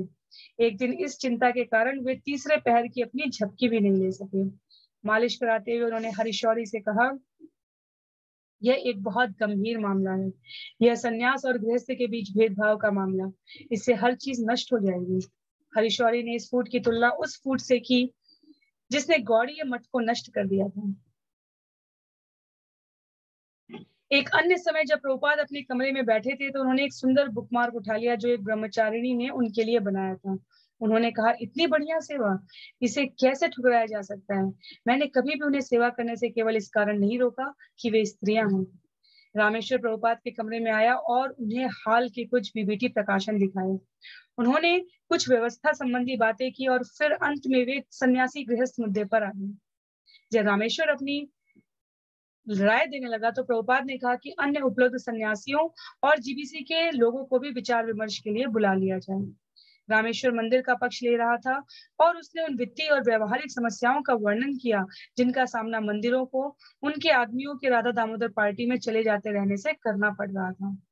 जब लोग मंदिरों को छोड़कर चले जाते थे तो मंदिरों की पुस्तक वितरण कार्य में हास हो जाता था। बस यात्रा दलों में सम्मिलित होने के भारी प्रचार के समक्ष मंदिर के श्रद्धालु भक्त इस बात से कैसे संतुष्ट बने रह सकते थे कि वे मंदिरों के रख रखाव के लिए अधिकतर पैसा जमा करने का काम करें, चाहे वे पुस्तक वितरण भले ही ना कर सकें। मंदिर के भक्त तो पुस्तक वितरण से मिलने वाले आनंद के भी इच्छुक थे, किंतु यात्रा दलों की अपंग करने वाली चालबाजियों से अब वह आनंद अधिकाधिक कठिन होता जा रहा था। रामेश्वर ने प्रभुपाद से प्रार्थना की कि वे इस दार्शनिक भ्रांति को स्पष्ट करें कि गृहस्थ इतने उन्नत नहीं होते कि वे ब्रह्मचारियों की संभाल कर सकें। प्रभुपाद ने सन्यासी छोटा हरिदास की कहानी बताई जिसे उसके एक स्त्री से रंच मात्र संपर्क हो जाने के कारण चैतन्य महाप्रभु ने बहिष्कृत कर दिया था। तब भी भगवान चैतन्य ने एक गृहस्थ शिवानंद सेन को गले लगा लिया था, यह सुनकर कि शिवानंद सेन की स्त्री गर्भवती थी। प्रभुपाद ने कहा कि यद्यपि भगवान चैतन्य का अपने सन्यासियों से जो संबंध था वह गृहस्थों से उनके संबंध से भिन्न था, फिर भी दोनों ही दिव्य थे। गृहस्थों को अपने पारिवारिक कर्तव्यों के निर्वाह के लिए और कृष्ण चेतना में संतान पैदा करने के लिए प्रोत्साहित किया जाता था। कमरे में उपस्थित सन्यासियों को संबोधित करते हुए प्रभुपाद ने कहा कि गृहस्थों के कार्यकलापों पर इतनी लंबी चर्चा करना उन सन्यासियों के लिए सर्वथा अनुपयुक्त था। इसका तात्पर्य यह है कि गृहस्थों की अपेक्षा सन्यासी यौन संबंध के विषय में अधिक सोच रहे हैं। यदि सन्यासी विवाहित जीवन के विषय में दिन भर बातें करते रहेंगे तो वे प्रदूषित हो जाएंगे। तब अपनी बात को स्पष्ट करने के लिए प्रभुपाद ने एक कहानी सुनाई। एक बार दो ब्राह्मण एक नदी पार करने वाले थे। वहां एक स्त्री आई जिसे नदी पार करने में सहायता की जरूरत थी, अतः वह ब्राह्मण उसे अपनी पीठ पर बैठाकर ले जाने को राजी हो गया। दूसरे ब्राह्मण को इससे आघात पहुंचा, किंतु उसने कुछ कहने से पहले अपने आप को रोका। नदी पार करने के बाद स्त्री ने दोनों को धन्यवाद किया और अपनी राह चली गई। दोनों ब्राह्मण अपने रास्ते पर आगे बढ़ते रहे, किंतु दूसरा ब्राह्मण घंटों उसी बात की चर्चा करता रहा। उसने कहा, तुमने उस स्त्री को अपनी पीठ पर चढ़ाया और अपना शरीर स्पर्श करने दिया, और आगे भी वह बात करता रहा। अंत में पहले ब्राह्मण ने उसे ठीक कर दिया। मैं उसे अपनी पीठ पर 10 मिनट तक ढूंढता रहा, किंतु तुम तो उसे अपने मन पर 3 घंटे से ढूंढ रहे हो। मंदिर अध्यक्षों ने जयाद्वैत को, जो कृष्ण भावनामृत दर्शन का एक विशेषज्ञ ब्रह्मचारी था, प्रभुपाद के समक्ष अपना पक्ष प्रस्तुत करने के लिए चुना। समान दृष्टिकोण वाले कुछ जीबीसी सदस्य भी उसके साथ गए, और चूंकि अधिक विरोध राधा दामोदर दल के विपक्ष में था, इसलिए तमाल कृष्ण गोस्वामी भी अपने दल का बचाव करने वहां उपस्थित हो गए। राधा दामोदर दल के अनेक सदस्य थे जो साल भर की कड़ी संकीर्तन सेवा के बाद आध्यात्मिक आनंद की आशा में मायापुर आए थे, अपनी आलोचना सुन रहे थे और प्रतिशोध लेना चाहते थे। उत्सव के आह्लादकारी आध्यात्मिक वातावरण के लिए राजनीतिक फूट का खतरा उत्पन्न हो गया था। जयाद्वैत ने प्रभुपाद को बताया कि मंदिर अध्यक्षों को ऐसा लगता था कि यह प्रचार की गृहस्थ ब्रह्मचारियों के नेतृत्व के अयोग्य थे, केवल एक चाल थी। असली मुद्दा आदमियों और धन का था। मंदिर के ब्रह्मचारियों को गृहस्थों के अधीन काम न करने को कहकर राधा दामोदर मंदिर के सन्यासी उन्हें मंदिर के प्रति उनकी अधिकृत सेवा से बहकाकर दूर हटा रहे थे। तमाल कृष्ण सहमत थे कि यदि ऐसा गलत प्रचार किया जा रहा हो तो उसे तुरंत बंद कर देना चाहिए, किंतु उनकी मान्यता थी कि उनका दल वास्तव में ऐसी विचारधारा का प्रचार नहीं कर रहा था। प्रभुपाद के समक्ष इस तरह के अभियोग और प्रति अभियोग लगाए जाते रहे। तब उन्होंने अपना मत व्यक्त किया। मानक यह होना चाहिए कि गृहस्थ और सन्यासी में भेदभाव न किया जाए। हमें केवल कृष्ण भावनामृत में उन्नति देखनी चाहिए। ए कृष्ण तत्ववेत्ता से गुरु है। सामाजिक पद की परवाह न करके जो कृष्ण तत्व जानता है वही वस्तुतः गुरु होने के योग्य है। इसी सिद्धांत का अनुगमन होना चाहिए कि कृष्ण भावनामृत में किसने कितनी प्रगति की है। फलेन परिचीयते, परिणाम से निर्णय करो, परिधान से नहीं। हमें भक्त की स्थिति देखनी चाहिए। दलगत नीति का अनुगमन करने से सब नष्ट हो जाएगा। प्रभुपाद ने कहा कि ब्रह्मचारी सामान्यतः सन्यासी की सहायता करता है और सन्यासी प्रचारक या उपदेशक होता है। गृहस्थ भी मंदिर की देखभाल करने के लिए उपयुक्त व्यक्ति है। इसलिए अगर कोई ब्रह्मचारी किसी सन्यासी के साथ यात्रा करना चाहता है तो वह ठीक है। प्रभुपाद ने कहा, किंतु यदि उसके ऊपर कोई जिम्मेदारी है तो उसे जरूर रुक जाना चाहिए। उन्होंने कहा कि मुख्य बात यह है कि सभी भक्तों को चाहिए कि वे अपने आप को छहो गोस्वामियों का सेवक माने। भक्तों के सामने यह सारी समस्या इसलिए उठ गई थी कि वे भूल गए थे कि हम कृष्ण के सेवक हैं। प्रभुपाद आगे कहते गए, ऐसा नहीं है कि एक विशेष प्रकार की सेवा सन्यासी के लिए अथवा गृहस्थी के लिए है। भक्त को कृष्णदास होना चाहिए। एक सेवक की सेवा का निर्णय उसके परिणाम से किया जाता है। यह दल अथवा वह दल कैसा। ए कृष्ण तत्ववेत्ता से गुरु है। भक्ति विनोद एक गृहस्थ थे, भक्ति सिद्धांत सन्यासी थे। तो क्या एक दूसरे से अच्छा है? नहीं। इसलिए डराना धमकाना नहीं होना चाहिए। अब हम विश्वव्यापी संस्था बन गए हैं। प्रभुपाद ने बार बार इस श्लोक को दोहराया। किबा विप्र किबा न्यासी शूद्र के निनाय, ए कृष्ण तत्ववेत्ता से गुरु है। इस प्रकार उन्होंने इस दावे का खंडन किया कि किसी भक्त की योग्यता का निर्णय उसके वर्णाश्रम से होता है। प्रभुपाद ने जोर देकर कहा कि जो कृष्ण तत्ववेत्ता है, जो कृष्ण की सेवा में निरंतर लगा है, वही व्यक्ति सच्चा भक्त है। प्रभुपाद ने कहा कि एक सन्यासी उपदेश कर सकता है किंतु वह व्यवस्था भी देख सकता है। एक गृहस्थ व्यवस्था देख सकता है किंतु वह उपदेश भी कर सकता है। यद्यपि प्रभुपाद इन मुद्दों को पहले ही उठा चुके थे, किंतु अब उन्होंने उन्हें अंतिम रूप से तय कर दिया। उन्होंने कहा कि दोनों में यह भेदभाव खत्म हो जाना चाहिए। यह कृष्ण भावनामृत नहीं है और जीबीसी को चाहिए कि गृहस्थों के विरुद्ध भेदभाव करने वाले सभी प्रस्तावों को हटा दें। प्रभुपाद ने बल देकर कहा कि असली मानदंड कृष्ण का सेवक है। कृष्ण को समर्पित भाव के साथ भक्त में किसी भी प्रकार की वांछित सेवा करने की विशेषता और इच्छा होनी चाहिए। उन्होंने उदाहरण दिया कि 50 वर्ष पूर्व जब वे कलकत्ता में बोस की प्रयोगशाला में प्रबंधक थे, तब कर्मचारी हड़ताल पर चले गए थे। शेष कर्मचारियों से उन्होंने कहा था, आओ हम डिब्बा बंदी का काम करें। उन्होंने वह तुच्छ काम करना स्वीकार कर लिया और हड़ताल समाप्त हो गई। इस तरह जैसी भी सेवा आवश्यक हो उसे करने के लिए भक्त को तैयार रहना चाहिए। प्रभुपाद ने कहा, हमें कृष्ण का अत्यंत दृढ़ सेवक होना चाहिए। प्रभुपाद ने कहा कि संभवतः वे पहले प्रामाणिक सन्यासी हैं जिन्होंने अपने शिष्यों के विवाह की व्यवस्था की। उन्होंने कहा कि निश्चय ही वे वैधानिक सिद्धांतों की अवमानना को प्रोत्साहन नहीं देते, किंतु वास्तविक कार्य तो कृष्ण की सेवा है। यदि उसमें विवाह की व्यवस्था भी शामिल है तो उसे करना चाहिए। उन्होंने कहा, किंतु विभाजन इस प्रकार का है कि सन्यासी प्रचार या उपदेश कार्य में ही पूरी तरह लगा रहता है और सन्यासी के उपदेश कार्य को रोकना नहीं चाहिए। जो कुछ कार्य जिसके सिर पर हो उसे उन्हें संभालना चाहिए। यदि कहीं कोई कमी है तो उसे ठीक कर लेना चाहिए। इस प्रकार की अफवाह में कुछ न कुछ सत्य का अंश होता है। प्रभुपाद न केवल तात्कालिक झगड़ों को परिभाषित करके उन्हें हल कर रहे थे, वरन वे सभी भक्तों को कृष्ण भावनामृत के समर्पित और अभिप्रेरित स्तर तक उठा रहे थे। वे ना तो किसी दल का पक्ष ले रहे थे, न शांति स्थापित करने के लिए सिद्धांत को निर्बल कर रहे थे। वे अपने शिष्यों की बुद्धि को बुद्धिमत्ता से अपील कर रहे थे और उससे भी बढ़कर बात यह थी कि वे उनके हृदयों में प्रवेश करके उन्हें संतुष्ट कर रहे थे और एक दूसरे के साथ मिलकर काम करने की उनमें सच्ची इच्छा जगा रहे थे। जब प्रभुपाद ने अपनी बात बंद की तो उन्होंने लोगों की प्रतिक्रिया का आह्वान किया। जयाद्वैत ने कहा कि उसकी समझ में प्रभुपाद ने जो निर्णय सुनाया है उससे अध्यक्षों को पूर्ण संतोष हो जाना चाहिए। तमाल कृष्ण बोला कि जीबीसी को भी संतोष होना चाहिए और प्रभुपाद की कृपा से अब सब लोगों को मिलकर सद्बुद्धि के साथ आगे बढ़ना चाहिए। सभी भक्त प्रसन्नता से भरे हुए प्रभुपाद के कमरे से बाहर निकले। अब वे आपस में मिलजुल कर उत्थानकारी राजनीति विहीन गौर पूर्णिमा के उत्सव में भाग लेने को तैयार थे। अगले दिन सवेरे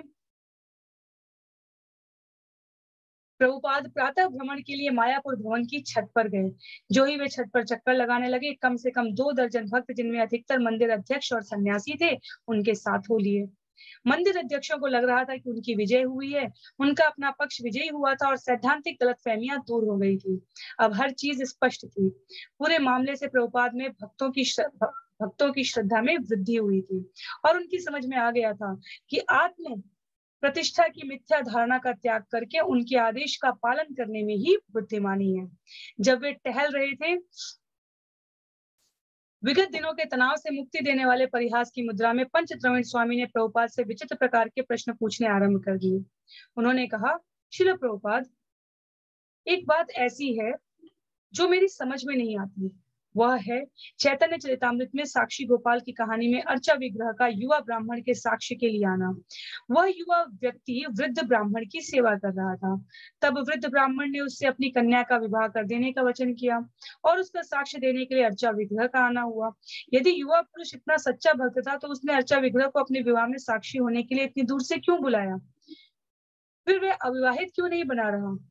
और उसने केवल अपने विवाह के लिए ही अर्चा विग्रह को क्यों बुलाया? केवल शब्दों में ही परिहास नहीं था, वरन जिस ढंग से वे कहे गए थे उनमें भी परिहास था। पंच द्रविड़ एक अतिशय आलोचनापूर्ण सन्यासी की भूमिका में मजाक कर रहा था। प्रभुपाद भी तुरंत मजाक की मुद्रा में आ गए। हम विवाह के विरुद्ध नहीं हैं, हम अवैध यौन संबंध के विरुद्ध हैं। किंतु चूंकि तुम्हें कोई स्त्री नहीं चाहती, इसलिए तुम कह रहे हो कि किसी को विवाह नहीं करना चाहिए। जरा यह मनोविज्ञान तो देखिए। भक्त उन्मुक्त हंसी हंसने लगे। प्रभुपाद ने कहा, यह अंगूर खट्टे हैं का दर्शन है। क्योंकि तुम्हें कोई स्त्री नहीं लेना चाहती, कोई नहीं चाहता, इसलिए तुम्हें यह अस्वीकृति खल रही है और तुम सोचते हो कि शादी किसी को नहीं करनी चाहिए। गौर पूर्णिमा के दिन, जो महाप्रभु चैतन्य के आविर्भाव का दिवस था, प्रातःकालीन आख्यान में प्रभुपाद ने भागवत के उस श्लोक को अपनी वार्ता का विषय बनाया जो प्रहलाद महाराज ने भगवान नरसिंह को सुनाया था। उस श्लोक श्रीमद् भागवतम 7वें स्कंद 9वें अध्याय के 38वें श्लोक में अप्रत्यक्ष रूप में श्री चैतन्य महाप्रभु के आविर्भाव का निर्देश है। मेरे प्रभु, इस प्रकार आपने विविध रूपों में अवतार धारण किया है। मनुष्यों के रूप में, पशुओं के रूप में, महान संत के रूप में, देवताओं के रूप में, मत्स्य रूप में और कच्छप रूप में। इस प्रकार आप समस्त सृष्टि और विभिन्न ग्रहों की स्थितियों का संरक्षण करते हैं और प्रत्येक युग में दानवीय सिद्धांतों का संहार करते हैं। अतएव मेरे प्रभु, धर्म के सिद्धांतों की रक्षा कीजिए। इस कलयुग में आप परमात्मा के रूप में अपनी शक्ति का प्रदर्शन नहीं कर सकते, इसलिए आपका नाम त्रियुग पड़ गया है, अर्थात केवल 3 युग में प्रकट होने वाली। अपने व्यासासन पर आराम से बैठे श्रील प्रभुपाद ने पूरे लंबे हाल में बैठे हुए शिष्यों पर अपने पढ़ने के चश्मे से अपने नेत्रों को ऊपर की ओर उठाकर दृष्टि डाली। 2 शिष्य उन्हें लंबे चामर से हवा कर रहे थे। अनेकों शीशे के झाड़ फानुस चमचमा रहे थे। हॉल के दूसरे सिरे पर राधा माधव और भगवान चैतन्य के चित्र विराज रहे थे। प्रभुपाद ने कहा, तो यहाँ पर श्री चैतन्य महाप्रभु के विषय में एक परम विशेष कथन है। वे अवतार हैं, वे वही परमात्मा है, किंतु वे आच्छन्न हैं। आच्छन्न का अर्थ ढका हुआ है, जो प्रत्यक्ष न हो, क्योंकि वे एक भक्त के रूप में प्रकट हुए थे। चैतन्य महाप्रभु की जय। श्रील प्रभुपाद ने बताया कि कलयुग में परमेश्वर भक्त के रूप में क्यों प्रकट हुए। जब भगवान श्री कृष्ण प्रकट हुए तो उन्होंने आदेश दिया कि प्रत्येक व्यक्ति मेरे प्रति समर्पण करे। किंतु लोगों ने कहा, यह कौन व्यक्ति है जो ऐसा कह रहा है? उसे क्या अधिकार है? हम क्यों समर्पण करें? किंतु वे स्वयं श्री भगवान थे, वे आदेश दे सकते थे, वे परमेश्वर थे। परंतु हम उल्टा सोचते हैं, ये व्यक्ति कौन है, ये हमें आदेश क्यों दे रहा है, हम समर्पण क्यों करें? कृष्ण भावनामृत की पूरी प्रक्रिया समर्पण की है, कृष्ण के प्रति समर्पण की श्रील प्रभुपाद ने समझाया। किंतु कृष्ण को समर्पित होने का ढंग यह है कि उनके भक्त उनके प्रतिनिधि के प्रति समर्पण किया जाए। अतएव आज के दिन श्री चैतन्य महाप्रभु पतित जीवात्माओं को कृपा का दान देने के लिए अवतरित हुए थे, जो इतने मूढ़ है कि वे कृष्ण भावनामृत को अपना नहीं सकते। महाप्रभु स्वयं उन्हें शिक्षा दे रहे हैं। यह कीर्तन है। उस दिन सवेरे कुछ देर के बाद प्रभुपाद मंदिर कक्ष में पुनः आए। इस बार वे दीक्षा देने आए थे। 15 भक्त ब्राह्मण की दीक्षा ले रहे थे, 25 को प्रथम दीक्षा मिल रही थी और 7 संन्यास की दीक्षा ले रहे थे। श्रील प्रभुपाद ने फिर वही श्लोक दोहराया जो इस उत्सव की टेक बन गया था। किब विप्र किब न्यासी शूद्र के निर्णय। कोई चाहे गृहस्थ हो सन्यासी हो, इससे कोई अंतर नहीं पड़ता। जो कोई कृष्ण भावनामृत के सिद्धांतों को जानता है उसे गुरु बनना चाहिए। यही कृष्ण तत्ववेता। जो कोई भी कृष्ण तत्व को जानने वाला है, जो कोई कृष्ण भावनामृत के सिद्धांतों को जानता है, वही गुरु बन सकता है। गुरु का पद सन्यासियों और ब्राह्मणों को मिलता है। ब्राह्मण बने बिना कोई सन्यासी नहीं बन सकता, और सन्यासी सभी वर्णों और सभी आश्रमों का गुरु है। अतः उपदेश कार्य के लिए हमें इतने अधिक सन्यासियों की आवश्यकता है। कृष्ण भावनामृत के अभाव में संसार भर के लोग दुख भोग रहे हैं। श्रील प्रभुपाद ने नवयुवकों को चेतावनी दी कि वे कठोर सन्यासियों की तरह रहें। उन्होंने इस बात पर भी बल दिया कि उनके सभी शिष्यों को गुरु की योग्यता प्राप्त करने के लिए प्रशिक्षण लेना चाहिए। उन्होंने उदाहरण दिया, यारे देखे तारे कह कृष्ण उपदेश। चाहे आप इस क्षेत्र में हो या उस क्षेत्र में, इससे कोई अंतर नहीं पड़ता। आप घर पर हो या बाहर हो, इससे कोई फर्क नहीं पड़ता। आप गुरु बन जाएं। आप में से हर एक।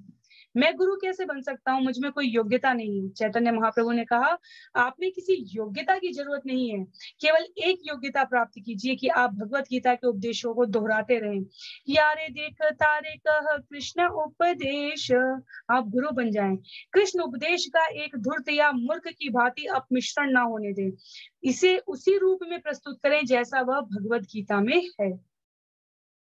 तभी आप गुरु बन सकते हैं। आप अपने परिवार में गुरु बन सकते हैं, अपने समाज में गुरु बन सकते हैं, अपने राष्ट्र में गुरु बन सकते हैं। आप जहां भी हैं वही गुरु बन सकते हैं। और यदि यह संभव है तो बाहर आइए और गीता के महान उद्देश्य का प्रचार कीजिए।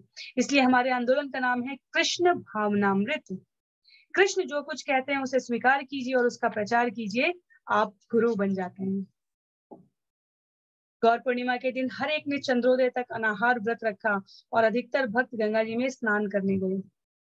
जयपताका स्वामी ने उन्हें बताया कि शास्त्रानुसार जो कोई गौर पूर्णिमा के दिन मायापुर में गंगा स्नान करता है वह जन्म मृत्यु के बंधन से मुक्त हो जाता है। संध्या होते होते बड़ी संख्या में तीर्थ यात्री आने लगे। समस्त पश्चिम बंगाल से प्रतिवर्ष लोग मायापुर के मंदिरों में दर्शन को आते थे, विशेषकर भगवान चैतन्य महाप्रभु के आविर्भाव स्थल के और हाल में इस्कॉन के मायापुर के चंद्रोदय मंदिर के दर्शन के लिए। कलकत्ता में लोगों के ने इस्कॉन के गौर पूर्णिमा उत्सव के बारे में विज्ञापन देखा था और लाखों ग्रामीणों ने पश्चिम बंगाल की सबसे बड़ी इमारत और राधा माधव के स्वर्णिम विग्रह के संबंध में सुन रखा था। भक्तों ने प्रसाद से अतिथियों का स्वागत किया और श्रील प्रभुपाद कृत भगवत गीता के बंगाली संस्करण गीतार गान की प्रतियां बेची। रात होते होते लोगों की भारी भीड़ प्रवेश द्वार से आने जाने लगी। भीड़ से उठी धूल बादल की तरह छा गई और हवा में रिक्शों की घंटियां, स्त्रियों के गाने, मित्रों के आपस में बातें करने और मंदिर से निकलते कीर्तन की प्रतिध्वनि भर गई। अधिकांश आगंतुक मंदिर में होकर निकल जाते थे, चित्रों की प्रदर्शनी देखते थे और कुछ देर रुककर कीर्तन सुनते थे या बाहरी पंडाल के मंच पर चलने वाले अभिनय का अवलोकन करते थे। यद्यपि उत्सव में आने वालों की संख्या 1 लाख से ऊपर चली गई होगी, किंतु वातावरण शांत बना रहा, क्योंकि लोग बिना धक्का मुक्की के तीर्थ स्थान के प्रति परंपरागत सम्मान का प्रदर्शन करते हुए आगे बढ़ रहे थे। तो ये अंतिम 2 पृष्ठ हैं इस अध्याय के, इस प्रकरण के। ध्रुवनाथ ने स्मरण किया, उत्सव का सबसे अधिक भावविभोर करने वाला समय तब आता जब प्रातः काल अर्चा विग्रहों की आराधना करने के बाद श्रील प्रभुपाद मंदिर की परिक्रमा करते थे। अर्चा विग्रह कक्ष के दोनों ओर एक घंटा बजा था और जब हम लोग प्रभुपाद के साथ परिक्रमा करते हुए घंटे के पास पहुंचते तो एक भक्त रस्सी खींचकर प्रभुपाद के हाथ में दे देता था। भक्तगण भाव विभोर होकर कीर्तन और नाच करने लगते थे और प्रभुपाद उनकी संगत करने को रस्सी खींचकर घंटा बजाते रहते थे। और साथ ही वे अपना बायां हाथ उठाकर भक्तों को संकेत देते थे कि वे अधिकाधिक नाचें और कीर्तन करें। आनक दुंदुभी स्मरण करते हैं, श्रील प्रभुपाद बरामदे में बैठकर समग्र मायापुर का अवलोकन करते थे। मैंने देखा कि वे गायों को चराते हुए कुछ लड़कों को निहार रहे थे। उस पूरे दृश्य को निहारने में वे निमग्न थे। तब किसी ने उन्हें एक द्विनेत्री दूरबीन दी और वे मायापुर के आर पार देखने लगे। उनकी एक अंगुली हवा में उठी थी। वे एक सेनापति जैसे दिखाई दे रहे थे। वे भक्ति विनोद ठाकुर के घर के आर पार देख रहे थे और तब उन्होंने भगवान चैतन्य का आविर्भाव स्थल लक्षित किया। उन्होंने बड़ी बारीकी से उसे देखा और तब कहा, वहां निर्जन है, कोई नहीं है। सतस्वरूप दास गोस्वामी ने कहा, एक दिन प्रभुपाद ने जीबीसी के सदस्यों को बुलाया। तीसरे पहर का समय था और हम देख रहे थे कि वे बहुत आनंद मग्न थे। वे मंदिर में हो रहा कीर्तन सुन रहे थे। उन्होंने कहा, हर एक को मायापुर आना चाहिए और 24 घंटे कीर्तन करना चाहिए। उन्होंने कहा, यहाँ कितना अधिक स्थान है, सवेरे की कक्षा कितनी अच्छी होती है। 10 लाख वर्ष पूर्व दी गई प्रहलाद महाराज की शिक्षाएं एक 5 वर्ष का बालक बोल रहा था। भक्ति विनोद ठाकुर के कथनानुसार केवल कीर्तन ही समस्त संतोष का स्रोत है।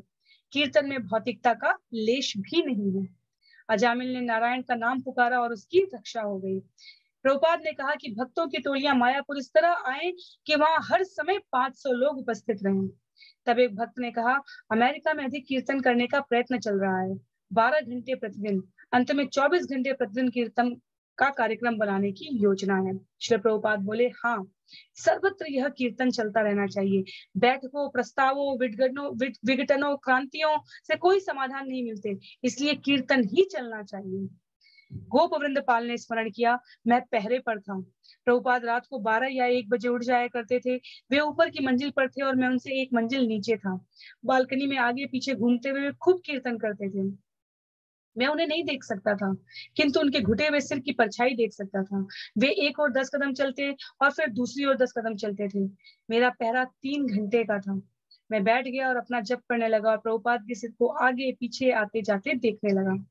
कभी कभी जब वे ऊंचे स्वर में कीर्तन करने लगते थे तो मुझे सुनाई दे जाता था। मुझे भक्ति सिद्धांत सरस्वती का स्मरण हो आया, क्योंकि श्री प्रभुपाद ने उस बालकनी का वर्णन कई बार किया था जिसमें भक्ति सिद्धांत सरस्वती आगे पीछे घुमा करते थे और कृष्ण भावनामृत आंदोलन के प्रसार की कल्पना करते रहते थे। उसी तरह प्रभुपाद भी टहल रहे थे और सोच रहे थे कि कृष्ण भावनामृत का प्रचार कैसे हो। आनक दुंदुभी पुनः स्मरण करते हैं, प्रभुपाद के कमरे में दीवार पर चंदन की लकड़ी में उत्कीर्ण राधा और कृष्ण का एक सुंदर चित्र था, ठीक उसी तरह का जैसा कृष्ण पुस्तक के आवरण पृष्ठ पर है। राधा और कृष्ण खड़े हैं। राधा रानी की एक बाह कृष्ण को लपेटे है। कृष्ण के हाथ में बांसुरी है और उनका परिधान राधा पर फैला है। जब दर्शन के लिए कमरे में कोई अतिथि ना हो तो प्रभुपाद बैठ जाते और उस चित्र को देखा करते थे। वह उन्हें अत्यंत प्रिय था। जब मैं माला लेकर उनके पास जाता तो वे उसे दर्शन काल में 1.5 घंटे के लिए धारण कर लेते थे। दर्शन के बाद वे उठते और माला उतार कर रख देने के बाद शौचालय में जाते थे। तब वे वापस आते थे और माला राधा और कृष्ण को दे देते थे। कई बार मैंने ऐसी मालाएं दी जो छोटे सफेद सुगंधित फूलों की बनी थी। ये फूल मुझे जन निवास से मिला देते थे। प्रभुपाद माला लेकर उसे राधा कृष्ण पर बड़े ही सुंदर ढंग से रखते थे। जिस ढंग से वे वह छोटी माला चढ़ाते थे वह अर्चा विग्रह उपासना की पूर्णता थी। जन्निवास स्मरण करते हैं, प्रभुपाद के जाने के ठीक पहले मैं उनके कमरे में गया और मैंने उनसे पूछा, श्री प्रभुपाद, लोबान चाहिए? उस समय कमरे में कोई और नहीं था और वे बैठे हुए जप कर रहे थे। लोबान जलाकर मैं कमरे को उसके धुएं से भरने लगा। धुआं पूरे कमरे में भर गया और प्रभुपाद ने खिड़कियां बंद कर रखी थी। उन्होंने मेरी ओर देखा और कहा, इससे आध्यात्मिक बोध के कितने सुंदर वातावरण की सृष्टि होती है। यह कितना अच्छा है, कितना अच्छा है। तब वे पुनः जप करने लगे। पुष्ट कृष्ण ने स्मरण करते हैं, जब प्रभुपाद ने मायापुर उत्सव का अंत में समापन कर दिया तो मैंने उनसे पूछा कि क्या वे थक गए हैं। प्रभुपाद ने कहा, थकना कैसा, इतने सारे लोग आ रहे हैं और कृष्ण के विषय में सुन रहे हैं। जब आप उपदेश करते होते हैं तो ताजा अनुभव करते हैं। प्रभुपाद की जय। तो ये प्रकरण 49 यहाँ पर समाप्त होता है। आज के प्रकरण में विशेष रूप से गृहस्थ जीवन, संन्यास जीवन, ब्रह्मचारी, वानप्रस्थ, इन वर्णों का, इन आश्रमों का, इनकी उपयोगिता का, इनकी अनुपयोगिता का इतना विशद और इतना क्रमगत वर्णन सतस्वरूप दास गोस्वामी जी ने प्रस्तुत किया है। हमारे सार के लिए यदि एक बिंदु हमें स्मरण रखना हो तो वो ये है, हम किसी भी वर्ण में हो, किसी भी लिंग में हो, किसी भी स्थान पर हो, किसी भी देश काल परिस्थिति में हो, हमें कृष्ण भावना भावित रहने का प्रयास करना है, कृष्ण की सेवा में लगना है। और ये वास्तव में इस पूरे ब्रह्मांड की समस्त प्रकार की समस्याओं का अंतिम समाधान वाक्य हमारी स्मृति में सदैव अंकित रहना चाहिए, ताकि हम अपने व्यवहार में इसे परिणत करने के लिए अपने जीवन की समस्त चेष्टा, समस्त सामर्थ्य लगा दें, जिससे जीवन की पूर्णता प्राप्त की जा सके, जैसा श्रील प्रभुपाद ने यहाँ उल्लेखित किया है। इसके साथ ही आज का ये सत्र हम यहीं पर समाप्त करते हैं। अगले सत्र में हम इस श्रील प्रभुपाद लीलामृत यात्रा का 50वां प्रकरण श्रवण करने का प्रयास करेंगे। श्रील प्रभुपाद की असीम अनुग्रह और प्रताप से, उनकी कृपा से, वैष्णव वृंद के आशीर्वाद से आज के सत्र को यहीं पर विराम देते हैं। श्रील प्रभुपाद की जय, श्रील गुरुदेव की जय, अनंत कोटि वैष्णव वृंद की जय। हरे कृष्णा।